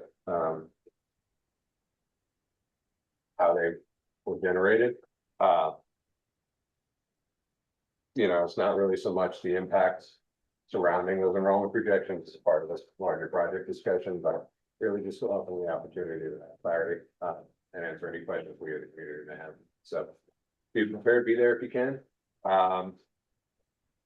You want to give the residents an opportunity to ask questions at the end of the meeting or at some point? My expectation is that Dr. Prater will be here to be able to entertain through the committee, potentially questions that have arisen. He's traveling already and I will coordinate those final details with him when he returns before that meeting. Do we want to have questions like beforehand, because they can ask? And then afterwards, after the presentation, they could ask as well.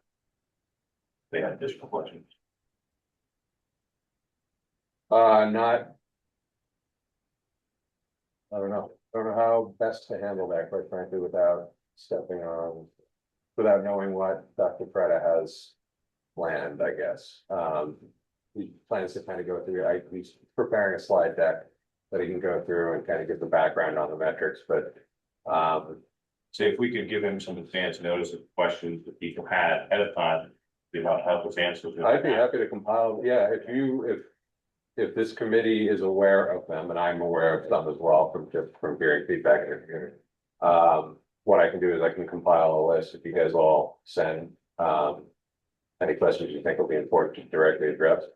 I can relay those to Dr. Prada and give him a heads up to be prepared to at least try to discuss them. That's probably the best way to do it. Yes. The community members submitting through the email, They- the SPC. They absolutely could, so We have that option, right? that option is always available, and actually. It's an inconvenient way of accessing. We do have, following this meeting, there's a couple of emails sitting in there. That I'll forward as communications. They came in late last week and I forgot to pull them. So my apologies, but I will get them. We'll make sure that they're on the agenda for the next meeting, just as communications received. All right. Yeah, so let's try to do that by the end of this week. Is that enough time for everybody? Yeah. Compile your thoughts, send them by email, and if the community has any thoughts or any questions related to the enrollment studies, please submit them to SPC at willingtonct.org. Org. Right? Yes, .org. Thank you. All right. Old business 6B, community communications and community engagement. Before we go into the subheadings on this, just to follow up on my comment during the report, I think we really need to start to have a more, what's the word, purposeful push towards social media messaging and getting our information out to the community in that avenue as well, because we're not getting the buy-in from at these meetings. And they're not readily going to the website and finding that information. They're not finding it as easily. The comments I've heard are that they're not able to find it as easily. If it's more than 2 clicks, it's not being found or looked at. And there were comments at the Board of Finance meeting saying that's how people digest their information. And I agree. So I think it's an important tool that we need to start utilizing to get information out. We had talked previously, and I think it might be a ball that I dropped about setting up a dedicated school building committee Facebook group. I had some conversations with both our selectman's office and Novus. And I think it's really just a matter of literally creating a group and then having one or two of us actively have access to push it out. So let me set that up. If anybody is interested in helping to manage that, that would be wonderful. Hey, Jim. Yes, sir. Based on the comments the other night at Board of Finance that you just mentioned, I am looking to see if we can sort of ramp up what we're doing on the official town Facebook page. As a matter of fact, the agenda that came out today for Board of Selectmen later this week, I did put it on the town's Facebook page. I am not in any way promising it replaces official communication. We're just too early on to say that social media is, an official place where everything will be, but I'm definitely going to try to ramp it up. So in the meantime, while you're setting up the page, if there's anything you want me to, put on there, email it to me and Hannah at the same time, please. And we'll make sure that it gets posted while you're getting set up. Yeah. I think there might be, we might want to have some opportunity of getting some SBC information out on the homepage of the site too, just as a bulletin. We don't really do that much, but I did notice that there's information up there about the fire station location study, and things like that. I think if we can make it less clicks to get to critical pieces of information from the school building committee, that would be advantageous as well. Yeah, we can do an occasional news flash, and then what that does is that eventually starts pushing the previous ones down the list. But we can definitely do that because it'll put it at the top. Yeah. But I'm thinking even like ahead of Willington Day, just letting people know to come find us at the booth. Here's some of the information we're presenting once we have that in advance of that. Okay. More to come. Without objection, I'm going to start to try to set that up, and as information or flyers of one-page distribution happens, we'll get that out. We're doing top 3 BOE. I had no idea if people read it. We do it the day after a meeting. Yeah. But you might, like, top 3 things out of this meeting comes out tomorrow. That might be something just where we have an average right now, 45 views on our YouTube videos. Lisa's probably 10 of them.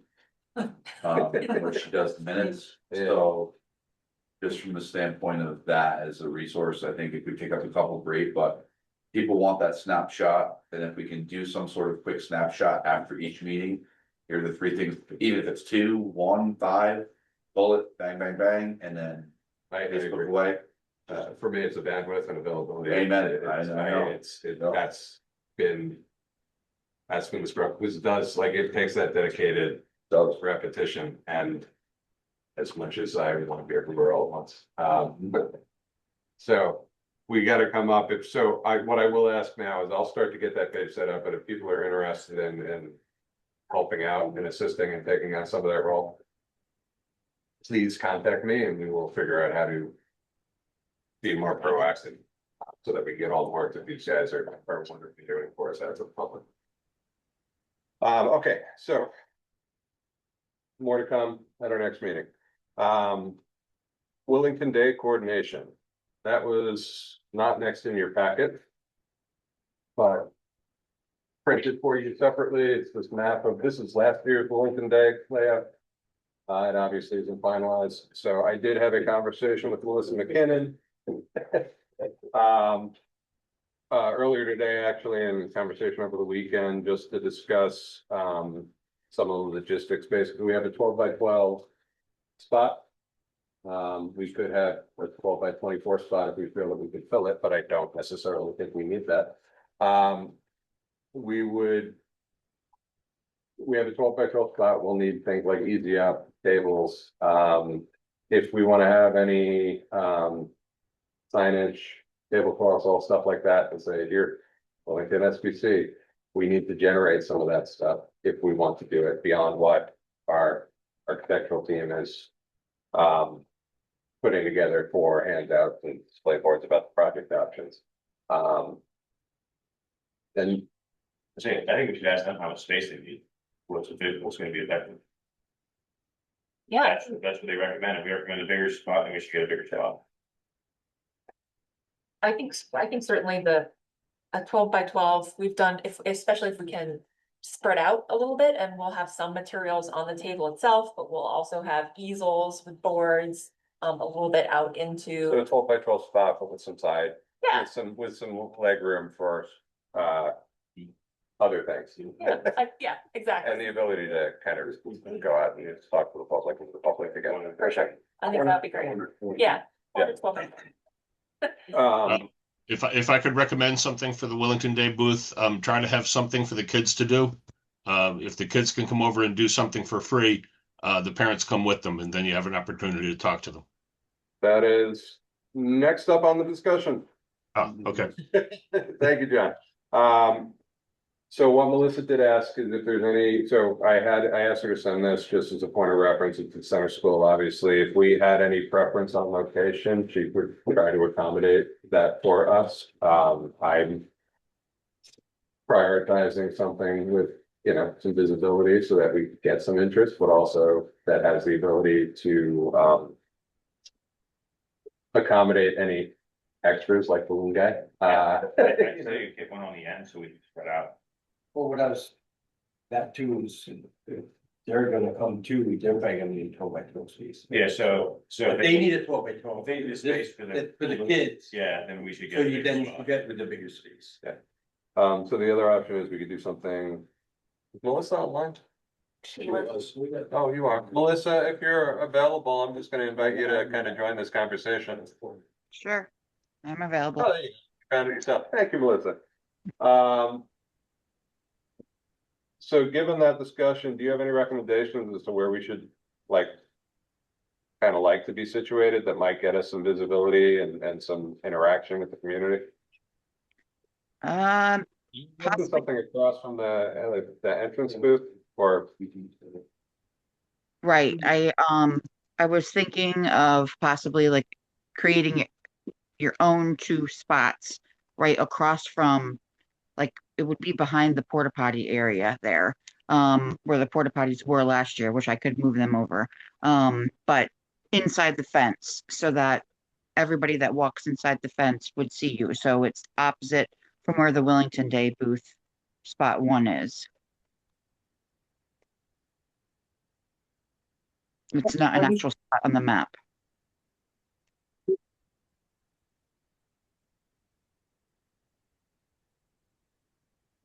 Yeah, on the other fire. Is it for the number? No, I don't know about over these. So like, so close to like by the parking lot, Melissa? Yes. Or okay, not over by like it's 45 through 50. No. Okay, where it says entrance, kind of. Yes. yeah. Yeah, so. Yeah, I mean, through the entrance, getting people visibility, and if it allows the opportunity for us to have, to engage or have that separate interaction, the balloon vendor or, actually cotton candy, we'll talk about later. Everybody's gonna want. Oh, you're thinking, It's gonna be I-5 and 6, is having picture between the entrance and the playground. You know where kids go, right? You go to the playground, right? that's a good point. And where's every parent gonna go to look for the kids? To the playground, you gotta walk right by your kids. Or the bounce house. All right. Let me, so with that feedback, it's either in those two regions. I'll see what Melissa can coordinate offline. I'm not gonna put her on the spot. No, that's fine, I understand. I just wanted to get a feel for what her thoughts were. And we'll have at least a dedicated table, for information and then enough room to display and add supplemental activity. So 2 spaces, though, 2 12 on it. Or something with room around it, rather than a dedicated second slot. Does that make- Melissa, who's under the carport? Nobody. I wasn't there last year, so I don't know how they had this set up. I can't. Yeah, I was there last It's a little ways away from the booth, but we're not talking about 1,000 booths here. We're talking about, Yes, I don't know. You can sort that out better. okay, The only thing I would think that would be a negative thing is, only because it is far away from the booths and people don't have to necessarily, I mean, obviously the balloon guy will get you lots of kids. But it is kind of away from everything. That's why I wouldn't suggest like going near the playground because yes, parents might be over there, but I think, it's big enough where maybe in with the other booths would be better. But we can talk. all right. So I'll lock down and we'll obviously have more detail to set up ahead of time. So, the other decision is, or not decision, but you forward along and you have the invoice from their last year's event, that's the balloon vendor that we discussed with Melissa last time. They added to 2 hours this time. I think Melissa's talked to them about potentially getting, the full 4-hour block of time. Which would be $500 according to this. Do we have any thoughts on whether we want to do? I guess I'm saying we're willing to commit to the balloon guy, right? All right, do we want them there the whole time? And I think part of that is we approved that $3,000 last meeting, so we have money to do it. Melissa also sent out a suggestion, CT inflatables, they'll be soon to kind of canyon machine this year as a consumable. That's also something we could do fairly cheaply, and really just drive people with kids and without perhaps over to get sticky fingers and then touch all of the informational flyers. I can ask about it. Popcorn. Melissa, is anybody doing popcorn? Yes, we have a kettle corn vendor. No. So someone will serve the cotton candy. That comes for the $85. No, we would, and it's volunteering to serve cotton candy, so that is one of the things, so that's the other coordination item, so I will plan to be there, for the event, but we're gonna need help getting set up, not just getting set up, but I'm gonna need help planning for this, we're gonna need help planning as a group, so if there are a couple of people that are willing to take this on, not necessarily just day out, but in coordinating, making sure TechCon has everything we need, somebody getting out, making sure I have a table and an easy up, but tablecloths, if we gotta have banners printed, somebody's willing to take that on, as a design option if we want to do that. I need somebody to help coordinate that basically, because it's not gonna be. All right, thank you. Can I ask you something? You have those cute things you did with the kids and the parents about what is this a place to do that? We can certainly do, yeah, I think you're remembering some of the student activity books that we prepared in the past. We can certainly do that in book form, or if it maybe for this purpose, I could see more of a placemat type framework. So that it's one sheet that they take with them and do some activities. So we can definitely take that concept and make something for the students, make it more as a one pager. And that brings them into the process. Yeah, You know, brings the absolutely. family into the process of the school. Yeah. So can I ask, we've only briefly discussed it, but what are you envisioning? So easels with display, some informational handouts that we can, that people can take with them. Yep. I think, so our plan is to probably prepare 2 to 3 boards, 24 by 36 with easels, and we'll run those drafts by this group so that Yep. we can have that information all signed off on. Similar with the handouts, there'll probably be one that is FAQs, informational sort of information of that nature, and then another one that is probably a replica of one of our boards that has a lot of the information that we've talked about here today that people can take away with them. So I think similar thing, we'll pair those, send them to this group for approval in advance. And then the student activity be another component. So we will prepare all of those materials, have them printed and brought with us for the booth. So time-wise, this is a good time to present to the community the 4 options, the pros and the cons. Right, educationally, it's a question, you know. Time-wise, this is a good time for that. Beyond that, do we feel like we need some big identifier, like come talk to your school building committee, you know, information about school like what do we wanna? We can kind of come to consensus offline on this and figure out how to get it. You're not gonna have another full meeting before that. That's, Oh, that is a good point. Yeah, now we're not, so, I think we should have some sort of way to capture questions, you know, like, I think we could write community questions on, if they want to write them. Maybe like a suggested box style. Yep. You know, cards. yeah. Bring that for sure. SBC, 3 giant balloons. I don't know what you're thinking. I don't know what I'm thinking either. I'm It just just thinking we need needs to be something. Something that says school building. You know, school building. Yeah, we don't we don't have it. Yeah, we don't have a lot of time. 10 days, so, yeah. 10 days. Well, that's what I'm saying, if they can print something that just says school building committee. It could probably be reused at multiple. and Willington person. Maybe it's easy enough to. Yeah, buy we can. it. Yeah, If let us you look have- into that, like, yeah, banner option, we're saying like a banner option or something in front of the table to say school building committee. Correct. Yeah, I think So so. I will change that and say no, because as soon as people are saying in front of it, I've lived this, you lose the banner. It needs to be up, Got it. so people can see it above the people, school building committee. So something. That can hang very easy up. Okay. Now, one more question. Do we make the balloons too? Or does that person? No, that we- they're- Saying So they're there for the entire time. They can. Melissa mentioned they can also probably do face painting as well as a part of that. There you go. Instead of cotton candy, if we want to, how do we feel about cotton candy as the other option? I say ice cream, I say ice cream, I'd rather go ice cream, that's just me. I feel like that's gonna be a pain. People are gonna be drawn to the balloons, you don't need to. Yeah, I agree. Okay, I mean, you want to have a dish of candy or something. How you get the adults there? Yeah, right? you know, but. We do beer. Food. Yeah. Handing out food would also require a permit from E EHHD. That's right. Melissa did mention that and I forgot about that point.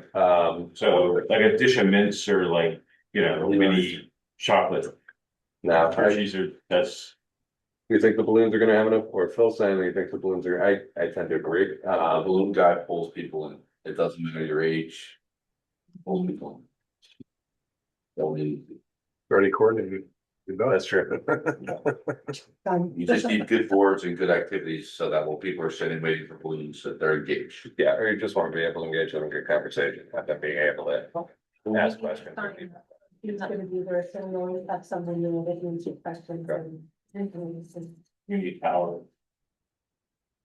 Or? I don't know, We shouldn't. I don't know. Well, I mean, he's probably good handling, but do you need power for like laptop or anything?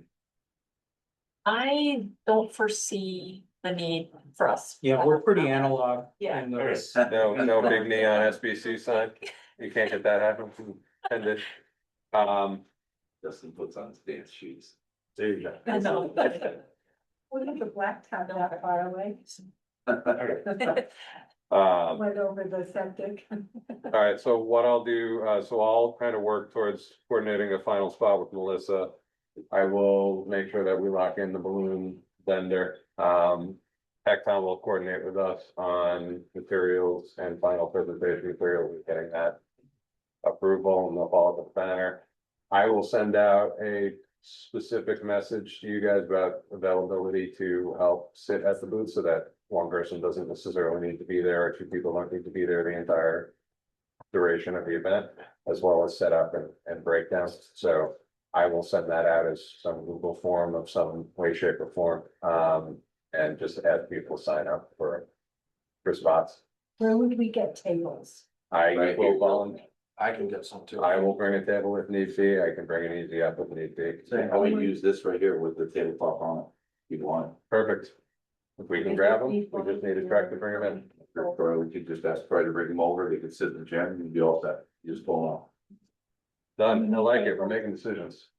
Chairs, what size are these? Yeah. Oh, chairs and chairs, yes, tables and chairs Check it. I have it. over there, so. Yeah, good. That's one hospital. Wait, time, All right. supposed to. No, they're at something else. It's Thursday, I'm at center school at 6 o'clock in the morning, so. I will circle back and I will finalize some of the stuff with Melissa this week. I will reach out to the balloon people. We're locked in, and I'll send out that poll, and we'll have everything we need for Willington Day. Beautiful. All right, we got a lot left to go, so I'm gonna move on. 6B, Hall Foundation outreach. I had sent the committee an email basically saying that the working group had discussed,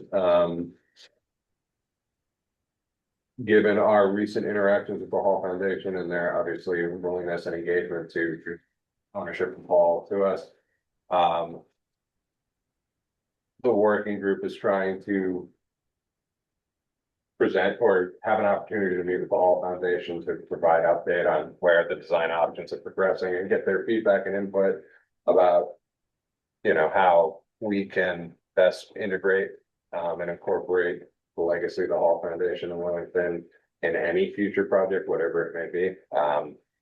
Mike, I don't think we have any further, that hasn't happened yet. You might be able to Well, answer. yeah, we almost had a date about 10 days out from now, but then that turned out to not work for them. So we're still working on trying to pin down a date, but a couple of good introductory conversations on the phone. They're definitely interested in the topic and looking forward to working with us. We're just trying to work out the logistics. Yep, so just so the community is aware, so that everybody here, we're trying to basically get that common engagement with the Hall Foundation, give them an opportunity to kind of discuss the project and what they're, see if we can find a joint vision that works with the Hall Foundation and what they would. And part of its legacy, so, Mhm. yeah, excellent. Exactly, it all stemmed from the slides that Antonia and Technon team have prepared at our last meeting. Jim, just one comment. I'm glad you mentioned that about the slides. They did share with me that they had watched some of the videos and they commented the same thing on the slides that felt and they felt that they were seeing some, appropriate consideration that was very appealing to them. So, sort of a positive reaction to the slides. They had seen them. Excellent, good, I'm glad they're staying engaged too. All right, so more to come once those conversations continue, but speaking of conversations continuing, community workshops. Perfect. All right, Just if you wouldn't mind sharing the presentation one more time and going to slide 10.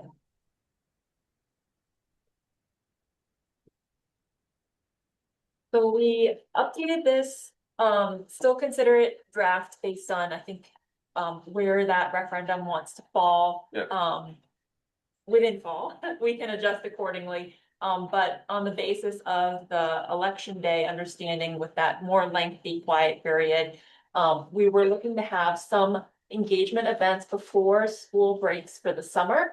And that starts with Willington Day, and then moves into a more focused workshop with educator liaisons with students and parents, any invited board members, town leaders. So we can work to coordinate that think tank in early June, if that works with school schedules. And then community conversation number 2 would also happen in June, ideally before school lets out. And that would be an opportunity for the community as a whole to start to dive deeper into the options that we'll hopefully have for the Willington Day presentation in terms of the boards and discussions around not only what exists, but what's possible and that spectrum of options that's currently being considered. So we would love to do all of that before the end of school, and then thinking in this timeline, thinking that the summer is an opportunity for engagement, but recognizing, like I think we've discussed here tonight, people are away on vacation. So how do we make best use of their time and their busy schedules? We thought a community survey is one opportunity to be able to do that, for them to be able to quickly engage, share their feedback. If they weren't able to make community conversation number 2, this is an opportunity for them to still be present and share their ideas with us anytime over that summer. So I think pivoting away from that slightly, unless folks have questions, thoughts on that schedule. And Yeah, well, I mean, given the timing, I think we want to start to aggressively think through what those dates need to be, because we don't have that many meetings to kind of plan and coordinate around. I mean, there's only one really before the start of June, well, not for us, so.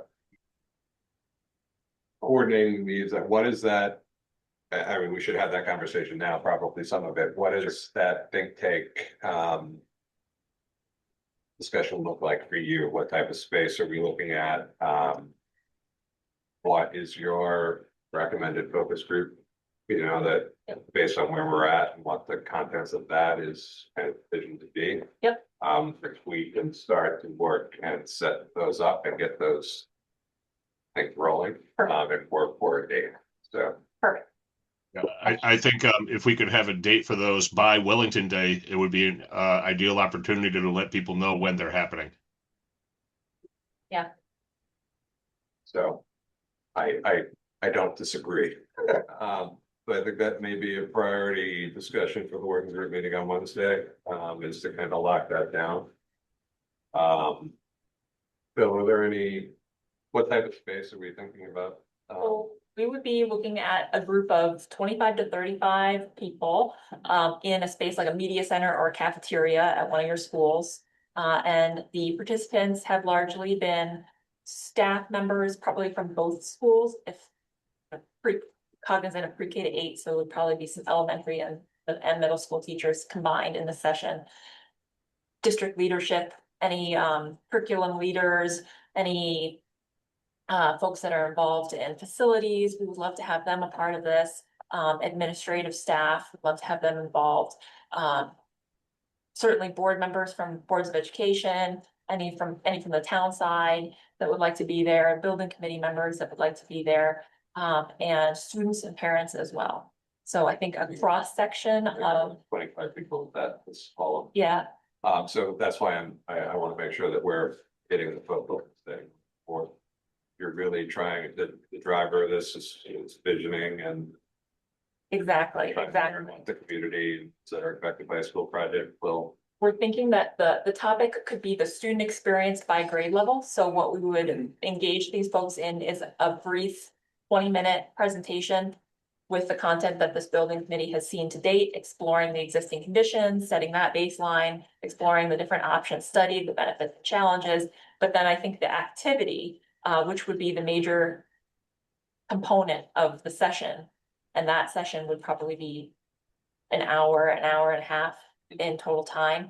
So that activity would be a very dynamic, collaborative, everyone's moving around the room to give their comments on what that student experience is by grade level. And what we often mean by that is we'll talk about their ideal educational vision, not 10 or 20 years from now, but long-term, generationally, what educational spaces for that student experience want to be co-located, want to be shared, what curriculum is important for a second grader to have? How is that different from what a fourth grader would want to experience? And we designed several different activities around each of those ideas to gather that feedback, and then be able to summarize it succinctly for the community to be able to understand what happened at that event. So I'm gonna look to you on coordinating, like opportunities for coordinating, obviously with school. What time do you normally do those? Is that like a 6 p.m. kind of thing? Is it a 7 p.m.? Is it a 3 p.m.? It's more like yeah, it depends, but it's usually late afternoon. We try to work either before dismissal if teachers can find substitutes, or immediately after dismissal if they're okay hanging out at school a little bit longer. So based on district preferences, but it's usually not evenings unless we've done specific think tanks tailored to community groups. And those have been more in the evenings, but if these are something that, you know, we can have representatives from boards that may be able to have a presence around like a 3 or 4 p.m. timeframe, that has worked well. So if it's outside, let's think about, if it's outside groups, in addition to school staff, let's think about. That's why I was asking. Location or access, whether or not, like not during the school day, I don't know how that works for you in schools. So There's a band concert on Thursday, June 4th. I don't know the time of it. But a lot of people will stay around and watch, like some of the staff might be around that day. Okay. That would be a 3 to 5 type thing. You're looking at that, and you could do it at Hall in the media center. And without looking at, like, there's no public meetings that night that are on the calendar on June 4th. Now, there's also the art display. Do you think the earlier? No, that's not that night. That's already happened. What time is Oh, that? it's center? Oh, you're talking about. June 4th is just HMS Spring Band concert. What time does that start? It's usually around 6, and that's why there's no time on this and what I'm looking at. Okay. The thing is, the art making center is everything. Yeah, that's going on. All right. That sounds So I like mean, this is a raw date, that if you want me to investigate that more. Yeah, Thursday, June. I think that's probably a good opportunity. Okay. Do you use the library if they're using the downstairs for the? Yeah, we use the library.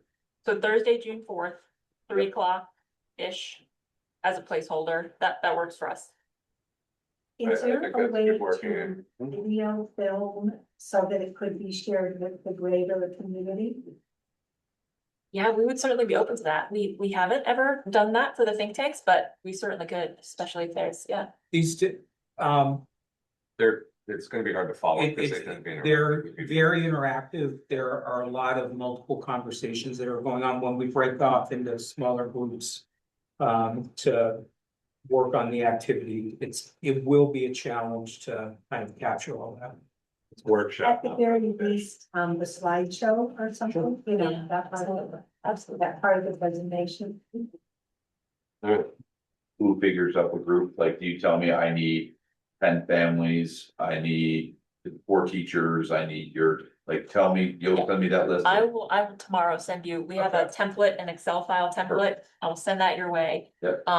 And then you can customize it based on the roles and who you want to see and there. And I'm then, assuming I'm just looking at the school side. Somebody else can determination on, I can outreach you, it would be. yeah. Okay. Or Mike, whoever that is. Let's talk about, obviously, some of the boards and town. Yeah. Have involved, that are gonna be involved in. You know, developing approvals and developing the projects with us and approvals within the. Regulatory, so. perfect, You talked about at the end summarizing. yes. Maybe that could be part of put that together with the video show, the slide at the beginning. Yes, we can certainly do that. Yeah, we have done that before where we've taken materials from the event itself, scanned them or digested them graphically and created a small, like 1.5 to 2 minute video with pictures from the event. So yeah, we can do that. All right, so we got the first one, kind of. Yeah. Heading in the right direction. So now and then we have a meeting on the 8th that we could conceivably report back kind of. high level findings and have that discussion, but how much time? What do you envision the community conversation then looking like, and how much time between events? What, how do you structure that, or what are you thinking? I think that the, let's see, so the community conversation number 2 is likely an evening event. We've seen them start at 6 o'clock, 6:30, set around this time frame. They have been at schools, but they've also been at your town's library. We've hosted events there, community centers. So this community conversation could be at a location, at a non-school based location, if that's more convenient for people. We have seen any local television companies that record events show up for this. So if it's a space where any local TV stations can come in and broadcast the event, for folks that couldn't be there in person, that would be a great opportunity.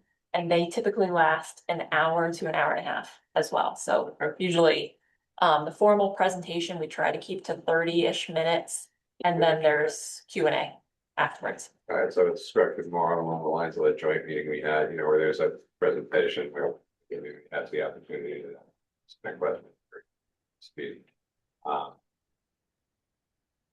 You want to try to get that in before school is out? I would love to try to do that. What's the last day of school these days, Phil? With all the snow. So Wednesday, June 17th, possibly. He's like, I got that down. 18th is the last day for staff. Yeah, so 17th for the kids, 18th for staff. Yep. All right, let's think through the logistics of what that looks like, between If that now ex- and the 26th. If it does extend, usually we want to try and capture people before they check out for the summer, right? And He's like 6:18, he's gone. so if you're running into a schedule crunch, it's not the end of the world if we have the week after school gets out. It's, usually once 4th of July hits, that's when everybody's taking their. All right, let us think through the logistics of that, and we can revisit at our next meeting, I think. Hopefully with some more detail or a deeper conversation. We'll think through it. Let's get through the first one and logistics around the June 4th. And then depending on where the referendum hits, whether or not there's kind of a re-engagement in September is another conversation. Any other thoughts on that before we move on? All right, I'm starting to lose people, I feel it, so let's get rolling. Thank you for that. No problem. I appreciate it. We will work to, it sometimes takes the wheels, the cogs a little time to turn. Of course. Um, I could just quickly, just for folks Oh, to yeah, digest please. at home. Very much consider these drafts. This handout was intended to be some survey questions, where if we decide to do a survey over the summer, these could be some things that we ask.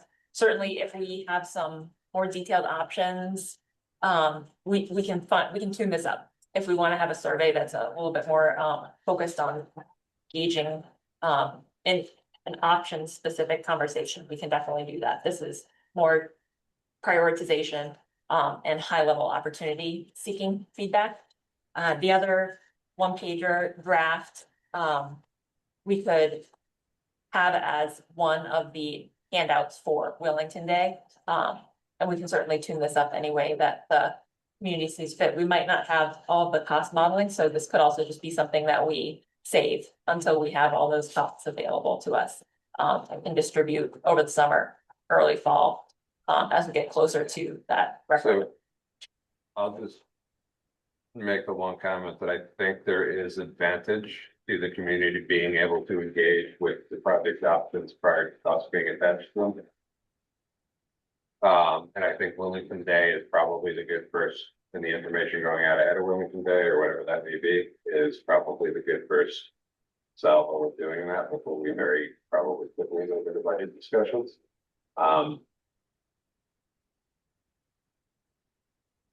So I guess I say that if this is something being considered for Willington Day, should it have reference to, I think saying cost to be determined overall is maybe fine, but I don't think we need to hold this for Willington Day because it doesn't have costs associated with it, is what I'm trying to say. Bill's got something to say. I do, I'm just thinking like, it'd be nice to say cost estimates will be available on. Because people will be waiting for that, but at least it's the flyer goes, that's what a lot of A people. lot of people's gonna ask, they're gonna look at this and, oh, why is it still? I know it's early in the projects, but they still want some sort of Yeah, if we could get some. something, right? I think we need to, if we're pretty sure about our reimbursement rate, I think we need to emphasize that in here, because Yes. no matter what the cause, that's huge if we're looking at 90 to 95. The other thing, didn't Scott say that it was a good idea to hold off on the pricing for a while? Did I hear him say that? Hold up on what? What he's talking, Jim's saying. Well, that's what I'm Yeah. mentioning, Yeah, yeah. just trying to get feedback before Yeah. throwing price out there. I think let people get used to the ideas, the options. And then introduce the prices. You don't want them to just see the prices and. I don't wanna do it because of the price, Well, you know, yeah, based on community input, the price would change. Yeah. Get that grid out.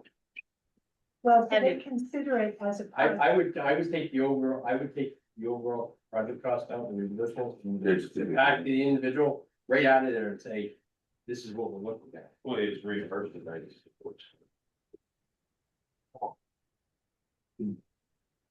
So I I can take the whole line out. we don't need to design the whole thing on the fly right now, Right. but I do think we're gonna have some Oh, that's, feedback. But comments and That makes things. sense. Are you gonna be able I to think, yeah, explain? we can, You're not. in space. No, but if we can get up to 95% for the new school. That's a game changer from what it was last time. I know it going in the referendum. I do think we need to be able to speak to the confidence in the reimbursement percentages. If not in this particular slide, but as a discussion point or a flyer or handout or something. I would do different. Yeah, I think, Because. If we're gonna hand that out at Willington Day, I agree, put the reimbursement rates on there, let people know. There's a lot of misinformation out there. People are saying, oh, that 93% reimbursement, that's been debunked. I've heard that a lot. And that with the new legislation that Tammy suggested too, that impact on the space and the whole, so we can know before referendum what the impact's gonna be. We have the reimbursement rate numbers, we have the space waiver. Going in. we'll take another pass at this and distribute a more polished version for community, for your feedback and the backside. Yeah, Chuck's flyer, right, that you had? Yep.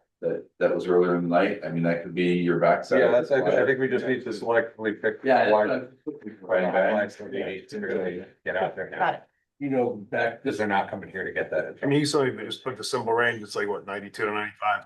right. All right, They're so tight. I mean, it's. we don't On have the the numbers. backside of this, it may be better. Yeah. That's what, It was, he had it on screen, yeah, he had it up on the Yeah. screen. I didn't On the backside even of the simplify that paper, down, he though. had That This reimbursement and then the chart. backside. Just simplify that even further. Yeah. Okay. I think it'll cause more confusion. We put it kind of like the schedule, let's just. That's it. Yeah, it's gotta be, It's gotta be simple. it can't be confusing, it can't be overly complex or hard to follow, particularly if we're talking about multiple options. Yep. It's be clear, concise, and saying we have a Yeah, reimbursement rate of 78. Yeah. 80, well, sorry, 78 now with the early childhood, it's 93 to 95%. You're like, you have a small range, it's 93, 95. That's a given right That's now. depending on the project. That's what we're not looking changing, I at. mean, it's difference new versus renovation, I mean, If we get the cost to show renovation is higher than. Where we got for new, we had the 95. So. Okay. And then we just add the break and fix, basically. There's no reimbursement unless it's like, So I mean, with the roof, we get the main. yeah. as much as you can get. Yeah. You get the highest amount. Unknown at this point.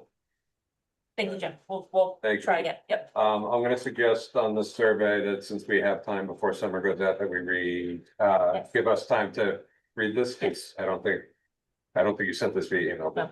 Okay. give us time to digest and I'll keep it on the agenda for our next meeting to kind of go over potential summer surveys, Yes. outreach. Can I make one comment about the survey? Certainly. Is it possible at the end of the service, so they're kind of realizing what they know or don't know, to provide some information and some links? So right then and there, when they're realizing, I don't know this, gee, I wonder how I could find this out. If we put some links at the end. We should get a QR code to the school building committee page on the town site too, on information, Yes. so that people that are phone accessing can take it home and say, oh, what do we get? Yeah. Yes. Okay. All right, thank you very much. Yeah, no problem. All right, discussions continue. All right. Moving on. Where are we here? We are through communications. All right. Administrative needs, contract status approvals, architectural and engineering service. That you, Jeff, I believe, sent a draft contract at like 5:30 this morning. Mike, you got that right? Or 5:30 this afternoon. Sorry. I have seen it. Obviously, I'll get looking at it and we'll need review from the OPM. Yep. And whoever else. Yeah, did you include Colliers on that? I think Jeff did. Okay. I have not had time to process this yet based on when it came in, but I should take a look at it. So that is ongoing. We have a draft AIA, American Institute of Architects contract, which is kind of the standard. Yeah. Form language, standard language for. That's just for the pre-con, right? Yes. That should be pretty sure. I suspect it will be, but, Cross the. subject to review by the town. Yep. All right. Next up, supplemental services, OPM and AE services. We have one letter in your packet. So these are a revisit based on the contract, but not the contract extension, but the anticipated stretch of the referendum to November, now that we are able to do that.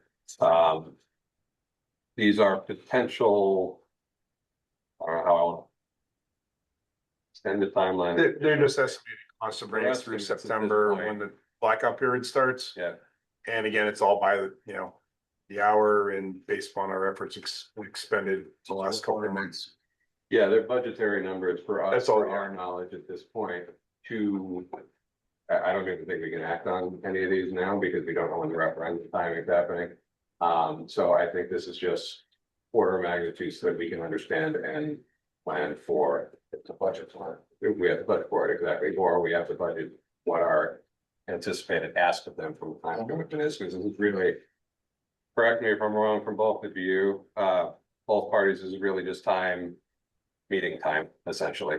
Pretty much, I mean. Allowance and additional extension, which if we know November was an option originally, we'd probably have asked the planned board for it originally. Yeah.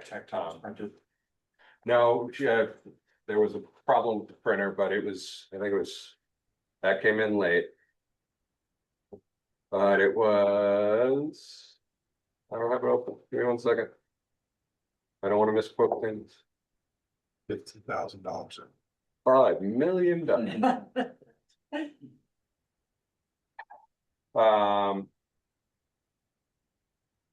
right, so you gave essentially a per meeting breakdown, so $27,000 essentially total. Should it extend out, and that's based on Just an assumption of how many meetings. based on meetings, which we don't know, through November 3rd, right? So, which if we have a blackout period, that may be. It's probably gonna be limited. Yeah. Let me add it, 3 costs together. No, it's this right here. The 27,000 is the budgeting total. Yeah. 6,000 was 21. Okay, yeah, okay. And then it's a comparable line is 12,000 from Colliers as a budgetary line item. At this point, we just take those into advisement. We have to track our budget. We do, we can look at it. but I also think we don't have enough information on these. So. Yeah. And I appreciate you guys being willing to work, you know, on time and materials essentially for the edit meetings and, you know. Any questions? No. At this point, we don't need to act on anything for you guys, because you're gonna stick with us. We'll get more clarity, I think, as the schedule. Yeah, we have the remaining fee, we have probably 3 months. Yeah. 2 to 3 months, so there's no rush. Okay. So we have plenty of time on their existing contracts is what we're saying. So That's for. we have to finalize what our schedule, anticipated schedule is to reference what that engagement looks like, and then we can. We should know that in a few weeks. And then we Yeah. can readdress this. It's gonna be fun. Thank you guys for preparing it for all of you and under consideration. So thank you. Financial report, I never got anything from the business office. We haven't had, other than the $1,000 that we would have. What is the major malfunction of getting it? Budget season 3 hasn't people passed. doing four jobs Okay. in budget season. So, Mike, can we sit down with, is it Sherry who's gonna be doing this? Yes, it's on my list for tomorrow. Okay. Yeah, I saw your request come in this afternoon. I put it on our list for tomorrow for our meeting. If she didn't produce it, but they don't work the late Monday like the rest of the office does. I think she was gone by the time you sent the email. Because they work the 5-day work week. We are in good shape with our understanding of what we have encumbered thus far. As we start to approve invoices beyond what we're approving, what we're looking to approve tonight, I want to make sure we have an accurate and regular accounting of it. Yeah, and once we create the report, it should be very easy. Push of a button and you have it at any moment. So if we need a follow-up after that, please reach out and just set something up so that we can make sure it's doing what we need it to do and that we're all set before our next meeting, if possible. Yes. Yep. Okay, moving right on then. Open invoices. We have 2 that have come in. We'll take them one at a time. The first is from Langen. That is for the environmental site assessment on the existing whole school property that we did as part of the due diligence. That is for the price that we approved. So it's really just a matter of authorizing payment. So I'm gonna make a motion that we approve the invoice from Langen for the phase 1 ESA. For the value of $5,500, $5,500. I'll second. All right. Who wants it? Okay. Give it to Sam. All right, any discussion on this? Yes, no? All right, hearing none. All those in favor, please signify by saying aye. Aye. Aye. Aye. Peter? Aye. Thank you. All right, that was unanimous. The next invoice we have is for Colliers Project Leaders. Invoice date of 4/30. It is invoice number 000. I'm just gonna make it as a motion. I'm gonna move that we approve the invoice from Colliers Project Leaders invoice number. Do I need the same invoice number on this? No. Dated 4/30/2026 in the amount of $14,817.03. And that is for professional services rendered through April 30th, 2026. Second. Seconded by Sam. Any discussion? Hold the date 3 for what? April 30th. We're updating our accounting line right now. All right, any further discussion? All right, hearing none. All those in favor, please say aye. Aye. Aye. Peter? Aye. All right, that is, any abstentions? Or no, any nays? No? Unanimous. Thank you very much, everybody. All right. Next up is a quick one, operational impact. That's it for invoicing, old business 60, operational impact considerations for consolidation. Bill, am I correct? You have a special meeting scheduled with the Board of Ed for Wednesday to discuss what operational efficiencies may be projected based on consolidating from 2 schools to 1. So more to come at future meetings, but it is an ongoing process. Beautiful. All right. So with that said, the only other item, and there will be no actions coming out of it, is an executive session to, so for those watching online and in the room, you're welcome to hang out. In the waiting room, if you're online, we're going to ask that you clear the room while we go into executive session. You're welcome to stay, but when we come out, we're just going straight to adjournment. So I am going to move that we go into executive session pursuant to Connecticut General Statutes 1-210B7, in part, the contents of real estate appraisals, engineering or feasibility estimates and evaluations. All done. The stamp is over.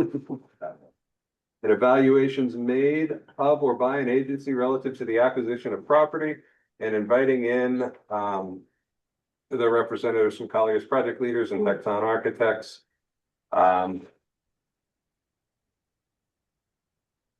Pertinent to the matters pursuant to Connecticut General Statutes 1-231A. Do I have a second?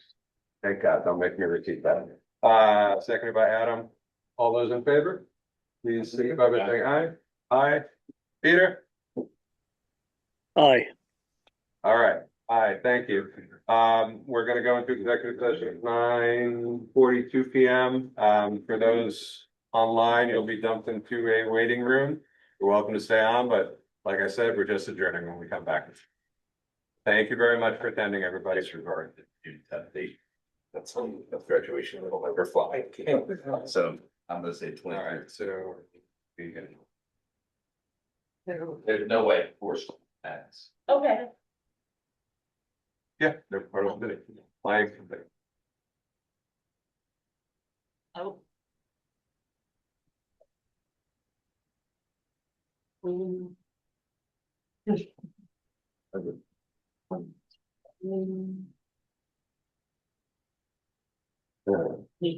Everybody else?